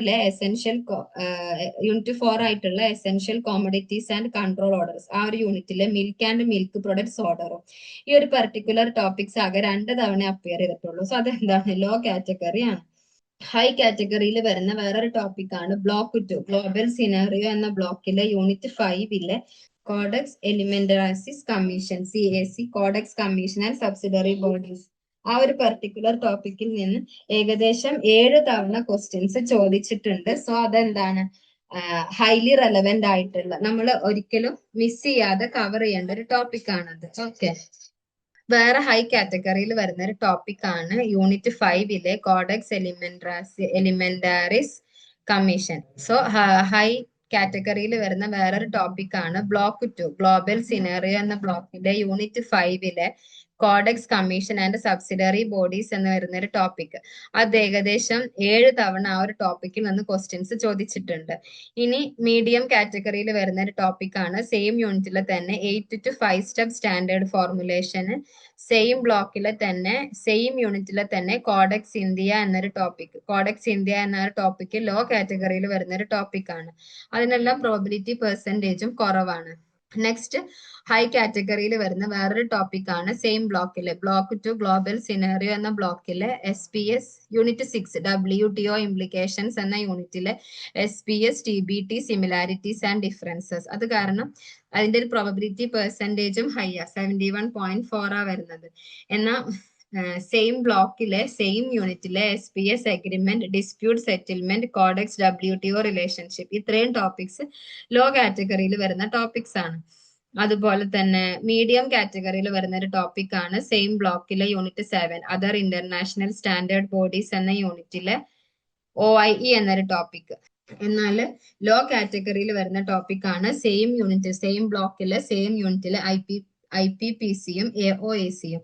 ഈ 2 ടോപ്പിക്സും ലോ കാറ്റഗറിയിൽ വരുന്ന ടോപ്പിക്സ് ആണ്. അതുകൂടാതെ സെയിം യൂണിറ്റ് 7 തന്നെ ISO സ്റ്റാൻഡേർഡ്സ്, ITC, ASTM എല്ലാം ലോ കാറ്റഗറിയിൽ വരുന്ന ടോപ്പിക്സ് ആണ്. എന്നാൽ ഹൈ കാറ്റഗറിയിൽ വരുന്ന വേറൊരു ടോപ്പിക് ആണ് യൂണിറ്റ് 10 എക്സ്പോർട്ട് പ്രൊമോഷൻ ബോഡീസ് എന്ന യൂണിറ്റിലെ coffee board, tea board, spices board, tobacco board, CEPC roles. ഇത് ഏകദേശം 86% പ്രോബിലിറ്റി പെർസെൻറ്റേജും വരുന്നുണ്ട്. ഓക്കെ, നെക്സ്റ്റ് ഇതുപോലെ ഹൈ കാറ്റഗറിയിൽ വരുന്ന ഒരു ടോപ്പിക് ആണ് ബ്ലോക്ക് 3 തന്നെ യൂണിറ്റ് 10 തന്നെ APEDA റോൾ. അത് 5 തവണയും ക്വസ്റ്റ്യൻ വന്നിട്ടുണ്ട്. 75% പ്രോബിലിറ്റി പെർസെൻറ്റേജും വരുന്നുണ്ട്. സെയിം ബ്ലോക്കില് സെയിം യൂണിറ്റില് MPEDA റോൾ 4 തവണ ചോദിച്ചിട്ടുള്ളൂ. അതുപോലെ തന്നെ unit 11 plant and animal quarantine എന്ന യൂണിറ്റിലെ plant quarantine order 2003 and DIP act 1914 ആ ഒരു പെർട്ടിക്കുലർ ടോപ്പിക്കും മീഡിയം കാറ്റഗറിയിൽ വരുന്ന ടോപ്പിക്സ് ആണ്. അതുപോലെ സെയിം യൂണിറ്റിലെ ഇംപ്ലിമെന്റേഷൻ ഓഫ് പ്ലാന്റ് ക്വാറന്റൈൻ എന്നൊരു ടോപ്പിക്കും മീഡിയം കാറ്റഗറിയിൽ വരുന്ന ടോപ്പിക് ആണ്. എന്നാൽ block 3 unit 11 unit 12 WTO, SPS and IPPC, animal quarantine, SEZ, EOU import provisions ഇത്രയും ടോപ്പിക്സ് എല്ലാം ഇതിനകത്ത് WTO, SPS, IPPC, animal quarantine ഇത്രയും ടോപ്പിക്സ് ലോ കാറ്റഗറിയിൽ വരുന്ന ടോപ്പിക് ആണ്. എന്നാൽ അതേസമയം unit 12 customs and import control എന്ന യൂണിറ്റിലെ SEZ, EOU ഇമ്പോർട്ട് പ്രൊവിഷൻസ് എന്ന ടോപ്പിക് ഹൈ കാറ്റഗറിയിൽ വരുന്ന ഒരു ടോപ്പിക് ആണ്. അതുപോലെ ഹൈ കാറ്റഗറിയിൽ വരുന്ന വേറൊരു ടോപ്പിക് ആണ് unit 8 FDDR act and FTP എന്ന യൂണിറ്റിലെ എക്സ്പോർട്ട് പ്രൊമോഷൻ സ്കീംസ്. അത് ഹൈ കാറ്റഗറി ആണ്. എന്നാൽ അതേസമയം unit 12 customs and import control എന്ന യൂണിറ്റിലെ bill entry and clearance, unit 18 objectives and strategies of FTP, general provisions of export and import ഇതെല്ലാം medium കാറ്റഗറിയിൽ വരുന്ന ടോപ്പിക്സ് ആണ്. അതുപോലെ unit 8 duty free imports, unit 13 other food related laws എന്ന യൂണിറ്റിലെ consumer protection act, environment protection act and ഇക്കോമാർക്ക് ഇതെല്ലാം medium കാറ്റഗറിയിൽ വരുന്ന ടോപ്പിക്സ് ആണ്. എന്നാൽ അതേസമയം unit 13 infant milk substitutes act, same യൂണിറ്റിലെ ഇൻസെക്ടിസൈഡ്സ് ആക്ട് പ്രൊവിഷൻസ് ഇതെല്ലാം ലോ കാറ്റഗറിയിൽ വരുന്ന ടോപ്പിക്സ് ആണ്. എന്നാൽ block 4 unit 14 BIS AG mark എന്ന യൂണിറ്റിലെ FSMS സർട്ടിഫിക്കേഷൻ എന്ന ടോപ്പിക്കിൽ നിന്ന് 5 തവണ ക്വസ്റ്റ്യൻസ് വന്നിട്ടുണ്ട്. അതെല്ലാം ഹൈ കാറ്റഗറിയിൽ വരുന്ന ടോപ്പിക്സ് ആണ്. അതുപോലെ തന്നെ മീഡിയം കാറ്റഗറിയിൽ വരുന്ന കുറച്ച് ടോപ്പിക്സ് ആണ്. Block 4 unit 14 BIS and AG mark എന്ന യൂണിറ്റിലെ BIS powers functions and standard formulation, AG mark grading and certification on labs. അതുപോലെ unit 15 national agencies and WTO implementation എന്ന യൂണിറ്റിലെ GEAC ആൻഡ് ബയോടെക് റെഗുലേഷൻ. ഇതെല്ലാം മീഡിയം കാറ്റഗറിയിൽ വരുന്ന topics ആണ്. എന്നാൽ ബ്ലോക്ക് 4 തന്നെ unit 15 NCCP national Codex committee, ഈ ഒരു പെർട്ടിക്കുലർ ടോപ്പിക് ലോ കാറ്റഗറിയിൽ വരുന്ന ടോപ്പിക് ആണ്. അതുപോലെ unit 15 GAP and pesticide residues, TBT enquiry point, unit 6 ഇതെല്ലാം എന്താണ് ലോ കാറ്റഗറിയിൽ വരുന്ന ടോപ്പിക്സ് ആണ്. എന്നാൽ മീഡിയം റെലവൻസ് ഉള്ള ഒരു ടോപ്പിക് ആണ് ബ്ലോക്ക് 4 തന്നെ യൂണിറ്റ് 16 ഫുഡ് ലാബലിംഗിലെ nutrition labelling and Codex guidelines എന്നുള്ളത്. അതുപോലെ ലോ കാറ്റഗറിയിൽ വരുന്ന ടോപ്പിക്സ് ആണ് ഫുഡ് ലാബലിംഗ് എന്ന യൂണിറ്റിലെ PFA legal metrology, FPO labelling, infant food mandatory declarations എന്നുള്ളതെല്ലാം. ഇതെല്ലാം എന്താണ് ലോ കാറ്റഗറി ടോപ്പിക്സ് ആണ്. ഓക്കെ, സോ ഇത്രയാണ് നമുക്ക് ഓവറോൾ ടോപ്പിക്സിന്റെ ഒരു റെലവൻസ് വരുന്നത്. സോ അതിന്റെ ബേസിസിൽ എന്താണ് ഒരു സ്ട്രിപ്പ് പോലെ ഒരു പ്രോബബിലിറ്റി സ്ട്രിപ്പ് ആണ് ഇവിടെ കൊടുത്തിട്ടുള്ളത്. ഏതൊക്കെ ടോപ്പിക്സ് ആണ് നമ്മൾ ഇമ്പോർട്ടന്റ് ആയിട്ടും, ഹൈ കാറ്റഗറിയിൽ വരുന്ന ടോപ്പിക്സ് ഏതൊക്കെ, ലോ കാറ്റഗറിയിൽ വരുന്ന ടോപ്പിക്സ് ഏതൊക്കെ എന്നുള്ളതിന്റെ ഒരു പ്രോബബിലിറ്റി സ്ട്രിപ്പ് ആണിത്. ആക്ച്വലി ഈ low category, high category, medium category എന്ന് പറയുമ്പോഴും നമ്മൾ ഓർക്കേണ്ട ഒരു കാര്യം എന്താന്ന് വെച്ചാൽ എല്ലാം എക്സാമിന് ചോദിച്ച ടോപ്പിക്സ് തന്നെയാണ്. ഒരു തവണയെങ്കിലും ഒരു തവണ ചോദിച്ചിട്ടുണ്ട്. സോ അതെന്ത് ചെയ്യാം, റിപ്പീറ്റ് ചെയ്യാനുള്ള ചാൻസ് ഉണ്ട്. ഒരിക്കലും സ്കിപ്പ് ചെയ്ത് പോവാനുള്ള ഒരു ക്രൈറ്റീരിയ അല്ല നമ്മൾ പറയുന്നത്. ലോ കാറ്റഗറി ക്വസ്റ്റ്യൻസ് അല്ലെങ്കിൽ ആ ഒരു പെർട്ടിക്കുലർ ടോപ്പിക്സ് നമുക്ക് സ്കിപ്പ് ചെയ്ത് പോകാം എന്നല്ല, ബട്ട് റെലവൻസ് കുറച്ച് കുറവാണ്. എന്നാലും നമ്മൾ അത് കവർ ചെയ്തിട്ട് പോകണം. ആ ടോപ്പിക്സ് നമ്മൾ കവർ ചെയ്യണം, അതും ഇമ്പോർട്ടന്റ് തന്നെയാണ്. ഓക്കെ, സോ നമ്മൾ പറഞ്ഞ ഹൈ പ്രോബബിലിറ്റി ലിസ്റ്റിൽ വരുന്ന കുറച്ച് ടോപ്പിക്സ് ആയിരുന്നു കോഡെക്സ്, പ്രൊസീജിയേഴ്സ് ആൻഡ് ബോഡീസ് എന്നുള്ളത്. സോ അതിനൊരു ആൻസർ ഫോർമുലേറ്റ് ചെയ്യുന്ന സമയത്ത് അതിന്റെ കമ്മീഷന്റെ റോൾസ്, എക്സിക്യൂട്ടീവ് കമ്മിറ്റിയുടെ റോൾസ്, സബ്സിഡറി കമ്മിറ്റിയുടെ റോൾസ്, ഇതെല്ലാം എന്ത് ചെയ്യണം, ആ ഒരു ആൻസർ, ആ ഒരു ക്വസ്റ്റ്യനകത്ത് നമ്മൾ കവർ ചെയ്യണം ഏകദേശം ഒരു 300 വേർഡ്സിൽ. നെക്സ്റ്റ് ടോപ്പിക് ആണ് എക്സ്പോർട്ട് പ്രൊമോഷൻ എക്കോസിസ്റ്റം എന്നുള്ളത്. ഇതിന്റെയും FTP സ്കീംസും എല്ലാം എന്ത് ചെയ്യണം, നമ്മൾ ആ ഒരു പെർട്ടിക്കുലർ ആൻസറിൽ കവർ ചെയ്യണം. FSSA കോർ യൂണിറ്റ്, ആ ഒരു പെർട്ടിക്കുലർ ടോപ്പിക്കിൽ നിന്ന് അതിന്റെ objectives, salient features, FSSA bodies and panels, ഇത്രയും ടോപ്പിക്സ് എന്ത് ചെയ്യണം, ആ ഒരു ടോപ്പിക്കിൽ നിന്ന് വരുന്ന ക്വസ്റ്റ്യനകത്ത് നമ്മൾ എന്ത് ചെയ്യേണ്ടി വരും, കവർ ചെയ്യേണ്ടി വരും. ഇനി മീഡിയം എന്ന് പറയുമ്പോൾ 40 to 69% പ്രോബബിലിറ്റി വരുന്ന ടോപ്പിക്സ് ആണ്. അതിനകത്ത് വരുന്ന ടോപ്പിക്സ് ആണ് SBS, TBT, കമ്പാരിസൺസ്, സിമിലാരിറ്റീസും ഡിഫറൻസും നമ്മൾ എന്ത് ചെയ്യണം, കമ്പയർ ചെയ്യണം. 6 crisp contract, 6 crisp key point എങ്കിലും വേണം. പിന്നെ BIS AG മാർക്ക്, അതിനകത്ത് BIS powers, functions, FSMS certifications, AG mark process, ഇതെല്ലാം എന്ത് ചെയ്യണം, ഇൻക്ലൂഡ് ചെയ്യണം. ഇതെല്ലാം ഓർത്ത് വെക്കാൻ വേണമെങ്കിൽ നമുക്ക് കുറച്ച് വേർഡ്സോ അല്ലെങ്കിൽ ചെറിയൊരു കഥ പോലെയൊക്കെ ആലോചിച്ചിട്ട് നമുക്ക് എന്ത് ചെയ്യാം, വേണമെങ്കിൽ അങ്ങനെ ഓർത്ത് വെക്കാം മറന്നു പോവുകയാണെങ്കിൽ. ദെൻ കസ്റ്റംസ് ആൻഡ് ഇമ്പോർട്ട് എന്ന യൂണിറ്റിൽ നിന്ന് bill of entry, clearance, warehousing, duty basics, അതിന്റെയൊക്കെ സ്റ്റെപ്പ് ബൈ സ്റ്റെപ്പ് ആയിട്ട് തന്നെ ഓരോ സ്റ്റെപ്പും ഡീറ്റെയിൽ ആയിട്ട് എക്സ്പ്ലെയിൻ ചെയ്തിട്ട് തന്നെ ആൻസർ ഫാബ്രിക്കേറ്റ് ചെയ്യണം.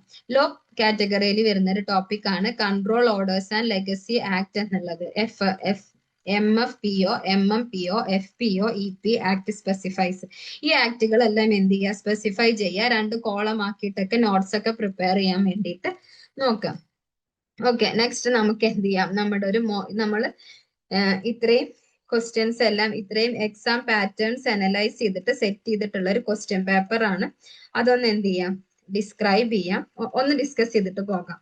സോ നമുക്ക് ടോട്ടൽ 3 hours ആണ് വരുന്നത്. Maximum 100 mark. Instructions, attempt any 5 questions, ഏതെങ്കിലും 5 ക്വസ്റ്റ്യൻസ് അറ്റൻഡ് ചെയ്യാം. എല്ലാ ക്വസ്റ്റ്യൻസും ഈക്വൽ മാർക്ക് 20 മാർക്കാണ് ക്യാരി ചെയ്യുന്നത്. All parts of questions must be attempted together. Cite Act, sections, orders, standards wherever appropriate. എവിടെയാണോ ഇതെല്ലാം വരുന്നത് അവിടെ ആക്ട്, സെക്ഷൻസ്, ഓർഡേഴ്സ്, അതിന്റെ സ്റ്റാൻഡേർഡ്സ് എല്ലാം നമ്മൾ എന്ത് ചെയ്യണം, പ്രത്യേകം സൈറ്റ് ചെയ്യണം. ആ കാര്യം പ്രത്യേകം തന്നെ ക്വസ്റ്റ്യൻ പേപ്പറിൽ കൊടുക്കാനുള്ള ചാൻസ് ഉണ്ട്. So question 1, composite and short notes.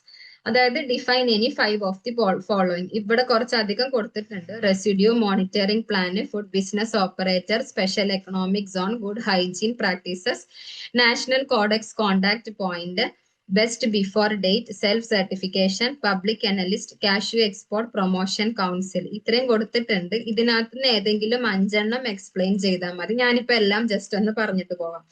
Residue monitoring plan. Residue monitoring plan എന്ന് വെച്ചാൽ systematic programme implemented to monitor and control chemical residues, അതായത് പെസ്റ്റിസൈഡ്സ്, വെറ്റിനറി ഡ്രഗ്സ്, കണ്ടാമിനൻസ്, ഇതുപോലുള്ളത് ഫുഡ് പ്രൊഡക്ട്സിൽ വരുന്ന ഇതുപോലത്തെ സംഭവങ്ങളെല്ലാം എന്ത് ചെയ്യാനും മോണിറ്റർ ചെയ്യാനും സിസ്റ്റമാറ്റിക് ആയിട്ട് ഇംപ്ലിമെന്റ് ചെയ്ത ഒരു പ്രോഗ്രാമാണ് എന്ത് റെസിഡ്യൂ മോണിറ്ററിംഗ് പ്ലാൻ എന്നുള്ളത്. അങ്ങനെ ആ കാര്യങ്ങളെല്ലാം ഇൻക്ലൂഡ് ചെയ്തിട്ടുണ്ട്. എന്താ വെച്ചാൽ വളരെ പ്രിസൈസ് ആയിട്ട് ഡെഫിനേഷൻ കൊടുക്കാം.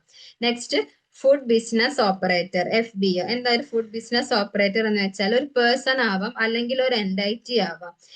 അവർ ഇൻവോൾവ് ചെയ്തിട്ടുണ്ടാവുന്നത് മാനുഫാക്ചർ, പ്രോസസ്, സ്റ്റോറേജ്, ഡിസ്ട്രിബ്യൂഷൻ, ഇതിലെല്ലാം ഇൻവോൾവ് ചെയ്തിട്ടുള്ള ഒരു പേഴ്സൺ ആവാം അല്ലെങ്കിൽ അതൊരു എൻറ്റൈറ്റി ആവാം. അവരുടെ റെസ്പോൺസിബിലിറ്റീസ് വരുന്നത് ഈ food safety and standard act 2006 ഉണ്ടല്ലോ, അതിന്റെ എൻഷുറൻസ് ആണ്. ആ ഒരു ലോ എൻഷുർ ചെയ്യുക എന്നുള്ളതാണ്. നെക്സ്റ്റ്, സ്പെഷ്യൽ എക്കണോമിക് സോൺ ആണ്. സ്പെഷ്യൽ എക്കണോമിക് സോൺ എന്ന് പറയുമ്പോൾ duty free enclave treated as a foreign territory for trade operators established to promote export, foreign investment, employment generation and infrastructure development. Next, good hygiene practices ആണ് വരുന്നത്, GHP. Good hygiene practices എന്ന് പറയുമ്പോൾ കുറച്ച് basic conditions, അതായത് ഒരു ഫുഡിന്റെ സേഫ്റ്റിക്കും ആ ഫുഡിന് സ്യൂട്ടബിൾ ആയിട്ടുള്ള കുറച്ച് ബേസിക് ആയിട്ടുള്ള കുറച്ച് കണ്ടീഷൻസും മെഷേഴ്സും സെറ്റ് ചെയ്യുക. അതാണ് ആക്ച്വലി ആ ഒരു സെറ്റ്, അത്രയും അത് പ്രോപ്പർ ആയിട്ട് ഫോളോ ചെയ്യുക എന്നുള്ളതാണ് ഗുഡ് ഹൈജീൻ പ്രാക്ടീസസ് എന്ന് പറയുന്നത്. ഫുഡ് ചെയിനിലായിക്കോട്ടെ, പേഴ്സണൽ ഹൈജീനിൽ, സാനിറ്റേഷനിലെല്ലാം എന്താണ് ആ ബേസിക് ആയിട്ടുള്ള കുറച്ച് സെറ്റ് ഓഫ് റൂൾസ് വരും. Okay. Next, national Codex contact point ആണ്, NCCP. National Codex contact point actually design ചെയ്യുന്നത് തന്നെ national authority responsible for coordination with Codex Alimentarius Commission. Next വരുന്നത് NCCP ആണ്, നാഷണൽ കോഡെക്സ് കോണ്ടാക്ട് പോയിന്റ്. അത് actually define ചെയ്യുന്നത് coordination with Codex Alimentarius Commission ആണ്. അതായത് national authority ഈ ഒരു എന്താ പറയാ കോഡെക്സ് സ്റ്റാൻഡേർഡ്സും നാഷണൽ പാർട്ടിസിപ്പേഷൻസും എല്ലാം എന്താണ് ഓവറോൾ കൺട്രോൾ ചെയ്യുന്ന ഒരു നാഷണൽ അതോറിറ്റി. ഓക്കെ. ഇനി ബെസ്റ്റ് ബിഫോർ ഡേറ്റ്, നമ്മൾ പൊതുവെ പാക്കേജിങ്ങിലൊക്കെ കാണാറുള്ള ഒരു സംഭവമായിരിക്കും ബെസ്റ്റ് ബിഫോർ ഡേറ്റ് എന്നുള്ളത്. അതുകൊണ്ട് ഉദ്ദേശിക്കുന്നത് വേറെ ഒന്നുമല്ല, ആ ഒരു പ്രൊഡക്റ്റ് ഒപ്റ്റിമം ക്വാളിറ്റിയിൽ എത്രത്തോളം റീറ്റെയിൻ ചെയ്യും, ആ ഒരു കാര്യമാണ് ആ ഒരു ഡേറ്റ് കൊണ്ട് ഉദ്ദേശിക്കുന്നുണ്ടാവുക. പിന്നെ നമ്മൾ എന്ത് ചെയ്യും, അതിന്റെ കൂടെ തന്നെ കാണാൻ പറ്റും provided it is stored under recommended conditions. Next, self certification ആണ്. സെൽഫ് സർട്ടിഫിക്കേഷൻ എന്ന് പറയുമ്പോൾ ആക്ച്വലി അതൊരു സിസ്റ്റം ആണ് അല്ലെ. എക്സ്പോർട്സിന്റെ declare compliance, prescribed standards, regulations, ഇതെല്ലാം ഇൻക്ലൂഡ് ചെയ്തിട്ടുള്ള ഒരു സിസ്റ്റമാണ് ആക്ച്വലി സെൽഫ് സർട്ടിഫിക്കേഷൻ എന്ന് പറയുന്നത്. ഒരു മൂന്നാമതൊരാളുടെ ഇൻസ്പെക്ഷൻ ഒന്നും കൂടാതെ എന്ത് ചെയ്യാം, ഈ കാര്യങ്ങളെല്ലാം എൻഷുർ ചെയ്യുക എന്നുള്ളത്. പബ്ലിക് അനലിസ്റ്റ് എന്ന് പറയുമ്പോൾ ഗവൺമെന്റ് അപ്പോയിന്റ് ചെയ്യുന്ന ഒരു ഒഫീഷ്യൽ റെസ്പോൺസിബിൾ ആയിട്ടുള്ള ആളായിരിക്കും. അവരെന്ത് ചെയ്യും, ഫുഡ് സാമ്പിൾസ് അനലൈസ് ചെയ്യും, ഫുഡ് സാമ്പിൾസ് കളക്ട് ചെയ്യും. ഫുഡ് സേഫ്റ്റി ഓഫീസേഴ്സ് ആയിരിക്കും, ബട്ട് ഫുഡ് സാമ്പിൾസ് കളക്ട് ചെയ്യുന്നുണ്ടാവുക. എന്നിട്ട് അതിന്റെ റിപ്പോർട്ട്സ് എന്ത് ചെയ്യും, ഹയർ അതോറിറ്റീസിന് സബ്മിറ്റ് ചെയ്യും. Cashew expert promotion council. Cashew export promotion council എന്ന് പറയുന്നത് autonomous body established to promote export cashew kernels and cashew products. Cashew related ആയിട്ടുള്ള പ്രൊഡക്ട്സും കാര്യങ്ങളൊക്കെ എക്സ്പോർട്ട് ചെയ്യുന്നതിലും അതിനൊക്കെ വേണ്ടിയിട്ട് എസ്റ്റാബ്ലിഷ് ചെയ്തിട്ടുള്ള ഒരു കൗൺസിലാണ്. Next question, write short notes of on any two duty free imports under FTP, role of MPEDA in export promotion, ecomark scheme, FSMS certification under BIS. ഇതിന്റെ ഫീച്ചേഴ്സ് എക്സ്പ്ലെയിൻ ചെയ്യാനാണ് പറഞ്ഞിട്ടുള്ളത്. ഡ്യൂട്ടി ഫ്രീ ഇമ്പോർട്ട്സ് എന്ന് പറയുമ്പോൾ ഇപ്പൊ foreign trade policy എന്തിനാ allow ചെയ്യുന്നുണ്ട്, exports to import inputs, raw materials and capital goods without payment of custom duty subject to export obligation. ഇതിന്റെ features ആയിട്ട് വരുന്നത് advanced authorisation and EPCG schemes. പിന്നെ cost reduce ചെയ്യും, പ്രൊഡക്ഷൻ ഓഫ് എക്സ്പോർട്സിന്റെ cost reduce ചെയ്യും, promotes competitiveness in international market, അങ്ങനത്തെ കുറച്ച് ഫീച്ചേഴ്സും കൂടെ കൊടുക്കാം. നെക്സ്റ്റ് വരുന്നത് role of MPEDA in export promotion, അതായത് the marine products export development authority, അതാണല്ലോ MPED എന്ന് പറയുന്നത്. അത് ആക്ച്വലി എന്ത് ചെയ്യുന്നുണ്ട്, മറൈൻ പ്രൊഡക്ട്സിന്റെ എക്സ്പോർട്ടിൽ ഒരു വൈറ്റൽ റോള് വരുന്നുണ്ട്. കാരണം അതിന്റെ എക്സ്പോർട്ടേഴ്സിന്റെ registrations, processing unit, export infrastructure development, quality control, certifications, ആ കാര്യങ്ങളെല്ലാം എന്താണ് ഇവരുടെ ഫങ്ഷൻസ് ആണ്. വേറെയും കുറച്ചധികം ഫങ്ഷൻസും കൂടെ ഇൻക്ലൂഡ് ചെയ്യാം. ദെൻ അതായത് ഗ്ലോബൽ മാർക്കറ്റിലുള്ള പ്രൊമോഷൻസ്, അങ്ങനത്തെ കാര്യങ്ങളും കൂടെ എന്ത് ചെയ്യാം, ഇൻക്ലൂഡ് ചെയ്യാം. എക്കോമാർക്ക് സ്കീം എന്ന് പറയുമ്പോൾ voluntary eco labelling programme introduced to encourage environmental friendly products. അതിന്റെ സാലിയൻ ഫീച്ചേഴ്സ് ആയിട്ട് വരുന്നത് എൻവിറോൺമെന്റൽ ഇമ്പാക്ട് കുറഞ്ഞിട്ടുള്ള പ്രൊഡക്റ്റ് ഏതാണോ അത് ഐഡന്റിഫൈ ചെയ്യുക. ഫുഡിന്റെ covers food, consumer good, packaging materials, പിന്നെ BIS MOEF ലോസ് എന്ത് ചെയ്യുക, സർട്ടിഫിക്കേഷൻസ്, കൺസ്യൂമർ അവയർനെസ് ഇൻക്രീസ് ചെയ്യുക, അങ്ങനത്തെ കാര്യങ്ങളൊക്കെ. Next FSMS certification under BIS. അതായത് FSMS എന്ന് വെച്ചാൽ ഫുഡ് സേഫ്റ്റി മാനേജ്മെന്റ് സിസ്റ്റം. ഇത് എൻഷുർ ചെയ്യുന്നത് actually systematic control of food and safety hazards ആണ്. അതിനെ ബേസ് ചെയ്തിട്ടുള്ള സ്റ്റാൻഡേർഡ്സ് ISO 2020-000 സ്റ്റാൻഡേർഡ്സ് ആണ്. എല്ലാ ഫുഡ്സിനും, ബിസിനസ് ഓപ്പറേറ്റേഴ്സിന്റെ എല്ലാ ഫുഡ്സിനും ആപ്ലിക്കബിൾ ആണ്. അങ്ങനത്തെ കാര്യങ്ങളെല്ലാം എന്ത് ചെയ്യാം, ഇൻക്ലൂഡ് ചെയ്യാൻ വേണ്ടിയിട്ട് പറ്റും. ഓക്കെ, അടുത്ത question, explain the objectives and salient features of food safety and standard act 2006. നമ്മൾ നേരത്തെ ഡിസ്കസ് ചെയ്ത കാര്യം തന്നെയാണ്. അതായത് safe and wholesome food for human consumption, അത് അനലൈസ് ചെയ്യുക. Single comprehensive legislation, scientific based food standards എന്തൊക്കെയാണോ അത് എസ്റ്റാബ്ലിഷ് ചെയ്യുക. അങ്ങനത്തെ കുറച്ച് കാര്യങ്ങളായിരിക്കും അതിന്റെ ഒബ്ജക്റ്റീവ്സ് ആയിട്ട് വരുന്നത്. സാലിയൻ ഫീച്ചേഴ്സ് എന്ന് പറയുമ്പോൾ ഇതുപോലെ തന്നെ നമ്മുടെ food safety and standard authority of law അത് മീറ്റ് ചെയ്യുന്നുണ്ടോ എന്ന് എസ്റ്റാബ്ലിഷ് ചെയ്യുക. അഡൽട്രേഷന്, റിസ്ക് ബേസ്ഡ് ഫുഡ്സ്, ആ കാര്യങ്ങളെല്ലാം ഷിഫ്റ്റ് ചെയ്യുക. ഫുഡ് ബിസിനസ് ഓപ്പറേറ്റേഴ്സിന്റെ ഇൻട്രൊഡക്ഷന്, ലൈസൻസിങ്, അങ്ങനത്തെ കാര്യങ്ങൾ എല്ലാം എന്തായിരിക്കും, അതിന്റെ ഫീച്ചേഴ്സ് ആയിരിക്കും. ഓക്കെ, നെക്സ്റ്റ് ക്വസ്റ്റ്യൻ എന്ന് പറയുന്നത് discuss the general principles of food safety and illustrate how these guide risk based regulation. എന്താണ് general principles of food safety?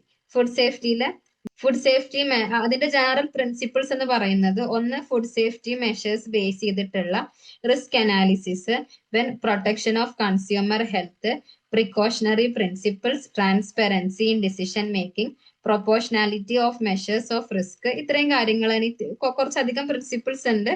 അതായത് റെസ്പോൺസിബിലിറ്റി ഓഫ് FBOs, അങ്ങനത്തെ കാര്യങ്ങളെല്ലാം എന്ത് ചെയ്യാം, പ്രിൻസിപ്പിൾസ് ആയിട്ട് എഴുതാം. പിന്നെ റിസ്ക് ബേസ്ഡ് റെഗുലേഷൻ ഇലസ്ട്രേഷൻ എന്ന് പറയുന്നത് ഫുഡ് സേഫ്റ്റി ഹസാർഡ്സ് ഐഡന്റിഫൈ ചെയ്യുക, റിസ്ക് അസസ്മെന്റ്, സയന്റിഫിക് എവിഡൻസ് വെച്ചുകൊണ്ട് തന്നെ റിസ്ക് അസസ്മെന്റ്, കൺട്രോൾ മെഷേഴ്സ് വെച്ചിട്ട് റിസ്ക് മാനേജ്മെന്റ്, അങ്ങനത്തെ കാര്യങ്ങളെല്ലാം എന്തായിരിക്കും, അതിന്റെ റിസ്ക് ബേസ്ഡ് റെഗുലേഷൻസ് ആണ്. ഓക്കെ, നെക്സ്റ്റ് വരുന്നത് Codex architecture and standards. Codex എന്ന് പറയുമ്പോൾ 8 സ്റ്റെപ്പ് ഉണ്ട് and 5 step standard. Step 1 proposal of new work, step 2 approval by Codex Alimentarius Commission, step 3 drafting by relevant Codex committee. അങ്ങനത്തെ step 4 8 സ്റ്റെപ്പും കൂടെ, അതായത് 8ാമത്തെ സ്റ്റെപ്പ് എന്ന് പറയുമ്പോൾ adoption of codex standard by CAC. ആ 8 സ്റ്റെപ്പ് കംപ്ലീറ്റ് ചെയ്യുക. ദെൻ നെക്സ്റ്റ് എന്താണ്, സ്റ്റെപ്പ് ആക്സിലറേറ്റഡ് പ്രൊസീജിയേഴ്സ് ആണ് ചോദിച്ചിട്ടുള്ളത്. സോ അത് എന്തൊക്കെയായിരിക്കും, സ്റ്റെപ്പ് 3 to 7 കംപ്രസ്ഡ് ആണ്. പിന്നെ ഇത് യൂസ് ചെയ്യുന്നത് അർജന്റ് നീഡ്, ഇന്റർനാഷണൽ സ്റ്റാൻഡേർഡ്സിന്റെ അർജന്റ് നീഡ്സിൽ യൂസ് ചെയ്യും. ആ കാര്യങ്ങളെല്ലാം എഴുതാൻ വേണ്ടിയിട്ട് നോക്കാം. Then distinguish horizontal and vertex codex standards with 2 examples each relevant to food trade. അത് എന്ത് ചെയ്യാം, ഇതുപോലെ തന്നെ ഹൊറിസോണ്ടൽ സ്റ്റാൻഡേർഡ്സ് എന്താ, വെർട്ടിക്കൽ സ്റ്റാൻഡേർഡ്സ് എന്താ. ഹൊറിസോണ്ടൽ സ്റ്റാൻഡേർഡ്സ് എവിടെയാണ് അപ്ലൈ ചെയ്യുന്നത്, ഫുഡ് പ്രൊഡക്ട്സിലാണ്. വെർട്ടിക്കൽ സ്റ്റാൻഡേർഡ്സ് സ്പെസിഫിക് ഫുഡ് ഐറ്റംസിലായിരിക്കും. Scope, horizontal standards generally required ആണ്, വെർട്ടിക്കൽ സ്റ്റാൻഡേർഡ്സ് പ്രൊഡക്റ്റ് സ്പെസിഫിക് ആണ്. പിന്നെ അതിന്റെ എക്സാമ്പിൾസും കൂടെ കൊടുക്കാം. എക്സാമ്പിൾസ് എന്ന് പറയുമ്പോൾ ഹൊറിസോണ്ടലിന് ഫുഡ് ലാബലിംഗ് സ്റ്റാൻഡേർഡ്സ് എല്ലാം വരും. വെർട്ടിക്കൽ ആണെങ്കിൽ standard for fish and fishery products, milk and milk products, അങ്ങനെയൊക്കെ ആയിരിക്കും. ഓക്കെ, നെക്സ്റ്റ് ക്വസ്റ്റ്യൻ 4 ആണ്. Compare the SBS and TBT agreements under WTO, highlighting these similarities and 4 key differences significant for Porter's. നമ്മൾ നേരത്തെ discuss ചെയ്ത് തന്നെ ഇതുപോലെ 2 കോളാക്കിയിട്ട് എഴുതാം. അല്ലെങ്കിൽ ഒരു കോളം ആസ്പെക്ട്, പിന്നെ SPS, TBT. ഇനീഷ്യലി തന്നെ SPS എന്താണ്, TBT എന്താണ്, അതിന്റെ ഡെഫിനിഷൻ തന്നെ കൊടുക്കാൻ വേണ്ടിയിട്ട് നോക്കാം. അതിനകത്ത് സെക്കൻഡ് ക്വസ്റ്റ്യൻ എന്ന് പറയുന്നത് explain the codex WTO relationship and its implication for recognition of national standards in dispute agreement. അത് ഡീറ്റെയിൽ ആയിട്ട് തന്നെ എക്സ്പ്ലെയിൻ ചെയ്യുക. കോഡെക്സ് WTO റിലേഷൻഷിപ്പ് എന്താണ്, WTO എന്ന് ഡിറൈവ് ചെയ്തതാണല്ലോ ആ കോഡെക്സ് എല്ലാം. ആ കാര്യങ്ങളെല്ലാം അതിന്റെ ഇംപ്ലിക്കേഷൻസും നാഷണൽ സ്റ്റാൻഡേർഡ്സും എല്ലാം എന്ത് ചെയ്യുക, ഡിഫൈൻ ചെയ്തിട്ട് വളരെ ഡീറ്റെയിൽ ആയിട്ട് തന്നെ എഴുതുക. Then foreign trade policy and promotion bodies. Explain the export promotion schemes, EPCG, duty exception, remission, 100% EOU, SEZ. ഇത് ഓരോന്നും ഓരോ ഹെഡിങ്ങിന്റെ അണ്ടറിൽ തന്നെ എഴുതുക. അതിനകത്ത് ഇമ്പോർട്ടന്റ് ആയിട്ടുള്ള എക്സാമ്പിൾസോ ആപ്ലിക്കേഷൻസോ അതും കൂടെ എന്ത് ചെയ്യാം, ഇൻക്ലൂഡ് ചെയ്യിപ്പിക്കാൻ നോക്കുക. Write concise notes on the mandates of and major activities of APEDA and tea board of India. എനിറ്റോ, അതായത് ഈ APEDAയുടെ അല്ലെങ്കിൽ ടീ ബോർഡ് ഓഫ് ഇന്ത്യയുടെ എന്ത് ചെയ്യാം, മേജർ ആക്ടിവിറ്റീസ്, മാൻഡേറ്ററി ആയിട്ടുള്ള മേജർ ആക്ടിവിറ്റീസ് എന്തൊക്കെയാണ്, വളരെ കൺസൈസ് ആയിട്ട് വളരെ പ്രിസൈസ് ആയിട്ട് എഴുതാൻ വേണ്ടിയിട്ട് നോക്കാം. നെക്സ്റ്റ് ക്വസ്റ്റ്യൻ 6 വരുന്നത് import controls and quarantine. Outline the procedure of import clearance with emphasis on bill of entry, assessment and release of goods. Include the role of green channel. അതായത് procedure of import ക്ലിയറൻസിനെ കുറിച്ച് എഴുതണം. നമ്മുടെ bill എൻട്രിയെ കുറിച്ച്, അതിന്റെ assessment, release of ഗുഡ്സിലെല്ലാം അതിന്റെ emphasise എങ്ങനെയാണ് വരുന്നത്. Then green ചാനലിന്റെ ഇമ്പോർട്ടൻസും കൂടെ എന്ത് ചെയ്യണം, ഇൻക്ലൂഡ് ചെയ്യണം. സോ ആ ഒരു ക്വസ്റ്റ്യനകത്ത് നമുക്ക് സ്റ്റെപ്പ് ബൈ സ്റ്റെപ്പ് ആയിട്ട് തന്നെ ഡിസ്കസ് ചെയ്യാം. First procedure of importance clearance. അതിനകത്ത് തന്നെ ഫില്ലിംഗ് ഓഫ് ഇമ്പോർട്ട് മാനിഫെസ്റ്റ് ഉണ്ട്, filling of bill of entry ഉണ്ട്, BOE വരുന്നുണ്ട്. ഫില്ലിംഗ് ഓഫ് ഇമ്പോർട്ടന്റ് മാനിഫെസ്റ്റ് എന്ന് പറയുമ്പോൾ submitted by the carrier to customs, അതായത് ഒരു ഗുഡ്സ് അറൈവ് ചെയ്യുന്നതിന്റെ മുന്നായിട്ട് സബ്മിറ്റ് ചെയ്യുന്നതായിരിക്കും. ഫില്ലിംഗ് ഓഫ് ബിൽ ഓഫ് എൻട്രി എന്ന് പറയുന്നത് ലീഗൽ ഡോക്യുമെന്റ് ആണ്. ഇമ്പോർട്ടർ അല്ലെങ്കിൽ CHA ആയിരിക്കും ഫില്ല് ചെയ്യുന്നുണ്ടാവുക. ഹോം കൺസപ്ഷൻ ഉണ്ട്, വെയർ ഹൗസിംഗ് ഉണ്ട്, എക്സ്ബോണ്ട് ഉണ്ട്. 3 ടൈപ്പ് ഉണ്ട്. ആ 3 ടൈപ്പ് ജസ്റ്റ് 1 സെന്റൻസിൽ ഒന്ന് ഡിസ്ക്രൈബ് ചെയ്യുക. ഇതിനകത്ത് goods, value, classification, origin, duty, ഇതെല്ലാം എന്തായിരിക്കും, കണ്ടെയ്ൻ ചെയ്തിട്ടുണ്ടാകും. നെക്സ്റ്റ് വരുന്നത് അസസ്മെന്റ് ഓഫ് ബിൽ എൻട്രി ആണ്. അതെന്താണ്, ആക്ച്വലി ക്ലാസിഫിക്കേഷന്റെ വാല്യുവേഷന്റെ ഒക്കെ വെരിഫിക്കേഷൻ ആണ് നടത്തുന്നത്. അസസ്മെന്റ് സെൽഫ് അസസ്മെന്റ് ആവാം, അല്ലെങ്കിൽ കസ്റ്റംസ് അസസ്മെന്റ് ആവാം. നെക്സ്റ്റ് എക്സാമിനേഷൻ ഓഫ് ഗുഡ്സ് ആണ്. എക്സാമിനേഷൻ ഓഫ് ഗുഡ്സ് എന്ന് പറയുമ്പോൾ അതിന്റെ ഫിസിക്കൽ ഇൻസ്പെക്ഷനും വരും, റിസ്ക് പാരാമീറ്റേഴ്സും എക്സാമിൻ ചെയ്യും. പിന്നെ സാമ്പിളിങ്ങും ടെസ്റ്റിങ്ങിനും എല്ലാം ആവശ്യമാണെങ്കിൽ അതും കൂടെ ഇൻക്ലൂഡ് ചെയ്യിപ്പിക്കുന്നുണ്ടാകും. Payment duty, customs duty electronically pay ചെയ്യും after assessment. Then release and out of charge order issued after duty payment and compliance verifications. ഇനി റോൾ ഓഫ് ഗ്രീൻ ചാനൽ ആണ് പറയാൻ പോകുന്നത്. Green channel actually fast track clearance facilitative for trusted importers. പിന്നെ minimal or no physical examination, risk management system base ചെയ്തിട്ടായിരിക്കും ഇത് work ചെയ്യുന്നുണ്ടാക്കുക. പിന്നെ dwell time reduce ചെയ്യും, ട്രാൻസാക്ഷൻ കോസ്റ്റും റെഡ്യൂസ് ചെയ്യും, ട്രേഡ് ഫെസിലിറ്റേഷൻ എൻഷുർ ചെയ്യും. Okay, next state the salient features of the planned quarantine regulation of import into India order 2003 and its linkage with IPPC SPS. Plant ക്വാറന്റീനെ കുറിച്ച് എഴുതണം. ആ ഒരു ആക്ടിനെ കുറിച്ച് അതിന്റെ സാലിയൻ ഫീച്ചേഴ്സ് എഴുതണം. അതെങ്ങനെയാണ് IPPC SPS ആയിട്ട് ലിങ്ക് ചെയ്തിട്ടുള്ളത്. ഫസ്റ്റ് പ്ലാന്റ് ക്വാറന്റീന്റെ സാലിയൻ ഫീച്ചേഴ്സ് എന്താ വരുന്നത്, regulates import of plants, seeds and planting material, prevent entry of exotic pests and diseases, mandatory important permit to regulatory items, പിന്നെ inspection of designated plant quarantine stations, അങ്ങനത്തെ കുറച്ച് അതിന്റെ salient features ഉണ്ടല്ലോ, അതെല്ലാം എഴുതുക. Then അതെങ്ങനെയാണ് IPPC SPS ആയിട്ട് link ചെയ്തിട്ടുള്ളത്. Actually international plant protection convention IPPC base ചെയ്തിട്ടാണ് ഇത് വരുന്നത്. കാരണം ഇത് WTO SPS അഗ്രിമെന്റ് പ്രിൻസിപ്പിൾസും ആയിട്ടും കംപ്ലൈസ് ചെയ്യും. ഒന്ന് സയന്റിഫിക് ബേസ്ഡ് മെഷേഴ്സ് ആണ്. പിന്നെ ഡിസ്ക്രിമിനേഷൻ ഒന്നും തന്നെ വരുന്നില്ല, ട്രാൻസ്പെറൻസി ഉണ്ട്. അങ്ങനത്തെ കാര്യങ്ങളെല്ലാം എന്ത് ചെയ്യുന്നുണ്ട്, ഈ ഒരു പ്ലാന്റ് ക്വാറന്റീൻ ആക്ടിനെ IPPC SPS ആയിട്ട് ലിങ്ക് ചെയ്യുന്നുണ്ട്. Next national standards and labeling, discuss the powers and functions of Bureau of Indian Standards and briefly explain FSMS certification scheme. എന്താണ് FSMS സർട്ടിഫിക്കേഷൻ സ്കീം? അത് ബേസ് ചെയ്തിട്ടുള്ളത് ISO 22000 ആ ഒരു ലോനെ base ചെയ്തിട്ടാണ്. Systematic food safety management ensure ചെയ്യും, hazardous analysis, operational control, traceability ഇതെല്ലാം cover ചെയ്യുന്നുണ്ട്. അങ്ങനത്തെ കാര്യങ്ങളൊക്കെ ഇൻക്ലൂഡ് ചെയ്യിപ്പിക്കാം ആ ഒരു ക്വസ്റ്റ്യനകത്ത്. ദെൻ അടുത്തത് വരുന്നത് explain nutritional labelling as per Codex guidelines and list 5 mandatory declarations for infant food, infant milk substitutes as applicable in India. Nutritional labelling എന്ന് Codex ഗൈഡ് ലൈൻസിന്റെ ബേസിസിലുള്ള ന്യൂട്രീഷണൽ ലാബലിംഗ് എന്താണ്? ഏതെങ്കിലും 5 മാൻഡേറ്ററി ഡിക്ലറേഷൻസ്, അതായത് ഇൻഫാന്റ് ഫുഡ്സിലും ഇൻഫാന്റ് മിൽക്ക് സബ്സ്റ്റിറ്റ്യൂട്ട്സിലും വേണ്ടിയിട്ടുള്ള അപ്ലിക്കബിൾ ആയിട്ടുള്ള ഏതെങ്കിലും 5 മാൻഡേറ്ററി ഡിക്ലറേഷൻസും എക്സ്പ്ലെയിൻ ചെയ്യണം. സോ ന്യൂട്രീഷണൽ ലാബലിംഗ് എന്ന് വെച്ചാൽ മാൻഡേറ്ററി ന്യൂട്രീഷണൽ ഇൻഫോർമേഷൻസ് എന്ത് ചെയ്യണം? പാക്കേജ്ഡ് ഫുഡ് ഐറ്റംസിൽ ഇൻക്ലൂഡ് ചെയ്തിട്ടുണ്ടാവണം. അത് എയിം ചെയ്യുന്നത് കൺസ്യൂമേഴ്സിനെ ഇൻഫോം ചെയ്യുക എന്ന കാര്യമാണ്. അതായത് ആ ഒരു പർട്ടിക്കുലർ ഫുഡിന്റെ ആ പർട്ടിക്കുലർ ഫുഡ് എത്രത്തോളം ഹെൽത്തി ആണ്, എത്രത്തോളം അൺഹെൽത്തി ആണ് എന്നുള്ളത് കൺസ്യൂമേഴ്സിനെ ഇൻഫോം ചെയ്യണം. അപ്പൊ അതേപടി അവർക്ക് ചൂസ് ചെയ്യാം, ഇത് നമ്മൾക്ക് വേണോ വേണ്ടേ എന്നുള്ളത് അവർക്ക് ചൂസ് ചെയ്താൽ മതി. പിന്നെ ന്യൂട്രിയൻസിന്റെ അതായത് ഒരു പെർ 100 gram per മില്ലിൽ എത്ര ന്യൂട്രിയൻസ് ഉണ്ട് അങ്ങനെ ആയിരിക്കും കൊടുത്തിട്ടുണ്ടാവുക. പിന്നെ മാൻഡേറ്ററി ഇൻഫാന്റ് ഫുഡ്സിൽ വേണ്ട മാൻഡേറ്ററി ഡിക്ലറേഷൻസ് ഒന്ന് എനർജി വാല്യൂ വേണം, പ്രോട്ടീൻ കണ്ടന്റ് വേണം, ഫാറ്റ് കണ്ടന്റ് വേണം, കാർബോഹൈഡ്രേറ്റ് ഷുഗേഴ്സ് വേണം, വൈറ്റമിൻസ് ആൻഡ് മിനറൽസ് വേണം. ഏജ് ഗ്രൂപ്പ് എന്തായാലും അത് പ്രത്യേകം നമുക്ക് കാണാൻ പറ്റും. ഇപ്പൊ നമ്മുടെ പൊതുവേ കോമൺ ആയിട്ടുള്ള ഫുഡാണ്, ബേബീസിന്റെ ഒക്കെ ഫുഡ് ആയിരിക്കും സെറിയൽസ്, സെർലാക്ക് അങ്ങനെയൊക്കെ കാണാൻ പറ്റുമല്ലോ. അതിനകത്തൊക്കെ ഏജ് ഗ്രൂപ്പ് പ്രത്യേകം മെൻഷൻ ചെയ്യും, അത് ഇമ്പോർട്ടന്റ് ആണ്. പിന്നെ അതെങ്ങനെയാണ് പ്രിപ്പയർ ചെയ്യുന്നത്, വാർണിംഗ് സ്റ്റേറ്റ്മെന്റ്സ് എന്തൊക്കെയാണ്? വാർണിംഗ് സ്റ്റേറ്റ്മെന്റ് എന്ന് പറയുമ്പോൾ ചിലപ്പം ഇന്നത് അലർജിക് ആയിട്ടുള്ള ബേബീസിന് ഇത് കൊടുക്കരുത്. ഇപ്പൊ മിൽക്ക് അലർജിക് ആയിട്ടുള്ള ബേബീസിന് മിൽക്ക് കണ്ടന്റ് വരുന്ന പ്രൊഡക്ട്സ് കൊടുക്കാൻ പറ്റൂല അല്ലെ, അങ്ങനത്തെ കുറച്ച് വാർണിംഗ്സും ചിലപ്പോൾ കൊടുത്തിട്ടുണ്ടാകും. സോ ഇത് മാൻഡേറ്ററി ആയിട്ടും വരേണ്ട കുറച്ച് ഡിക്ലറേഷൻസ് ആണ്. ഓക്കെ, അപ്പൊ ഇത്രയാണ് ഓവറോൾ നമ്മുടെ സെഷൻ. നമ്മൾ ഏകദേശം അതിന്റെ PR ആയി. നമ്മളിപ്പം ഇമ്പോർട്ടന്റ് ആയിട്ടുള്ള കുറച്ച് ടോപ്പിക്സ് ഏതൊക്കെയാണ്, ഹൈ കാറ്റഗറി ടോപ്പിക്സ് ഏതൊക്കെയാണ്, മീഡിയം കാറ്റഗറി ഏതൊക്കെയാണ്, ലോ കാറ്റഗറി.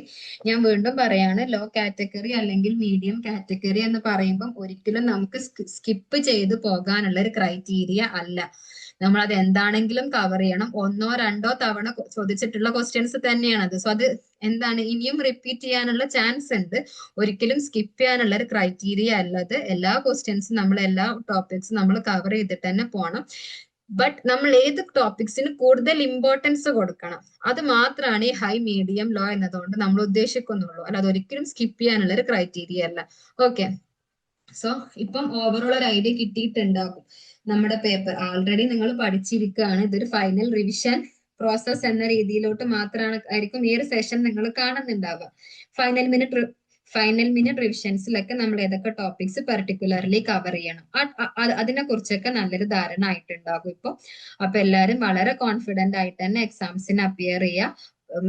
മൈൻഡ് ഫ്രീ ആയിട്ട് തന്നെ വെക്കുക, ഒട്ടും സ്ട്രെസ്ഡ് ആവാതിരിക്കുക. സ്ട്രെസ്ഡ് ആയാൽ തന്നെ നമ്മൾ പഠിച്ച കാര്യങ്ങൾ മറന്നു പോവാനുള്ള ചാൻസ് ഉണ്ട്.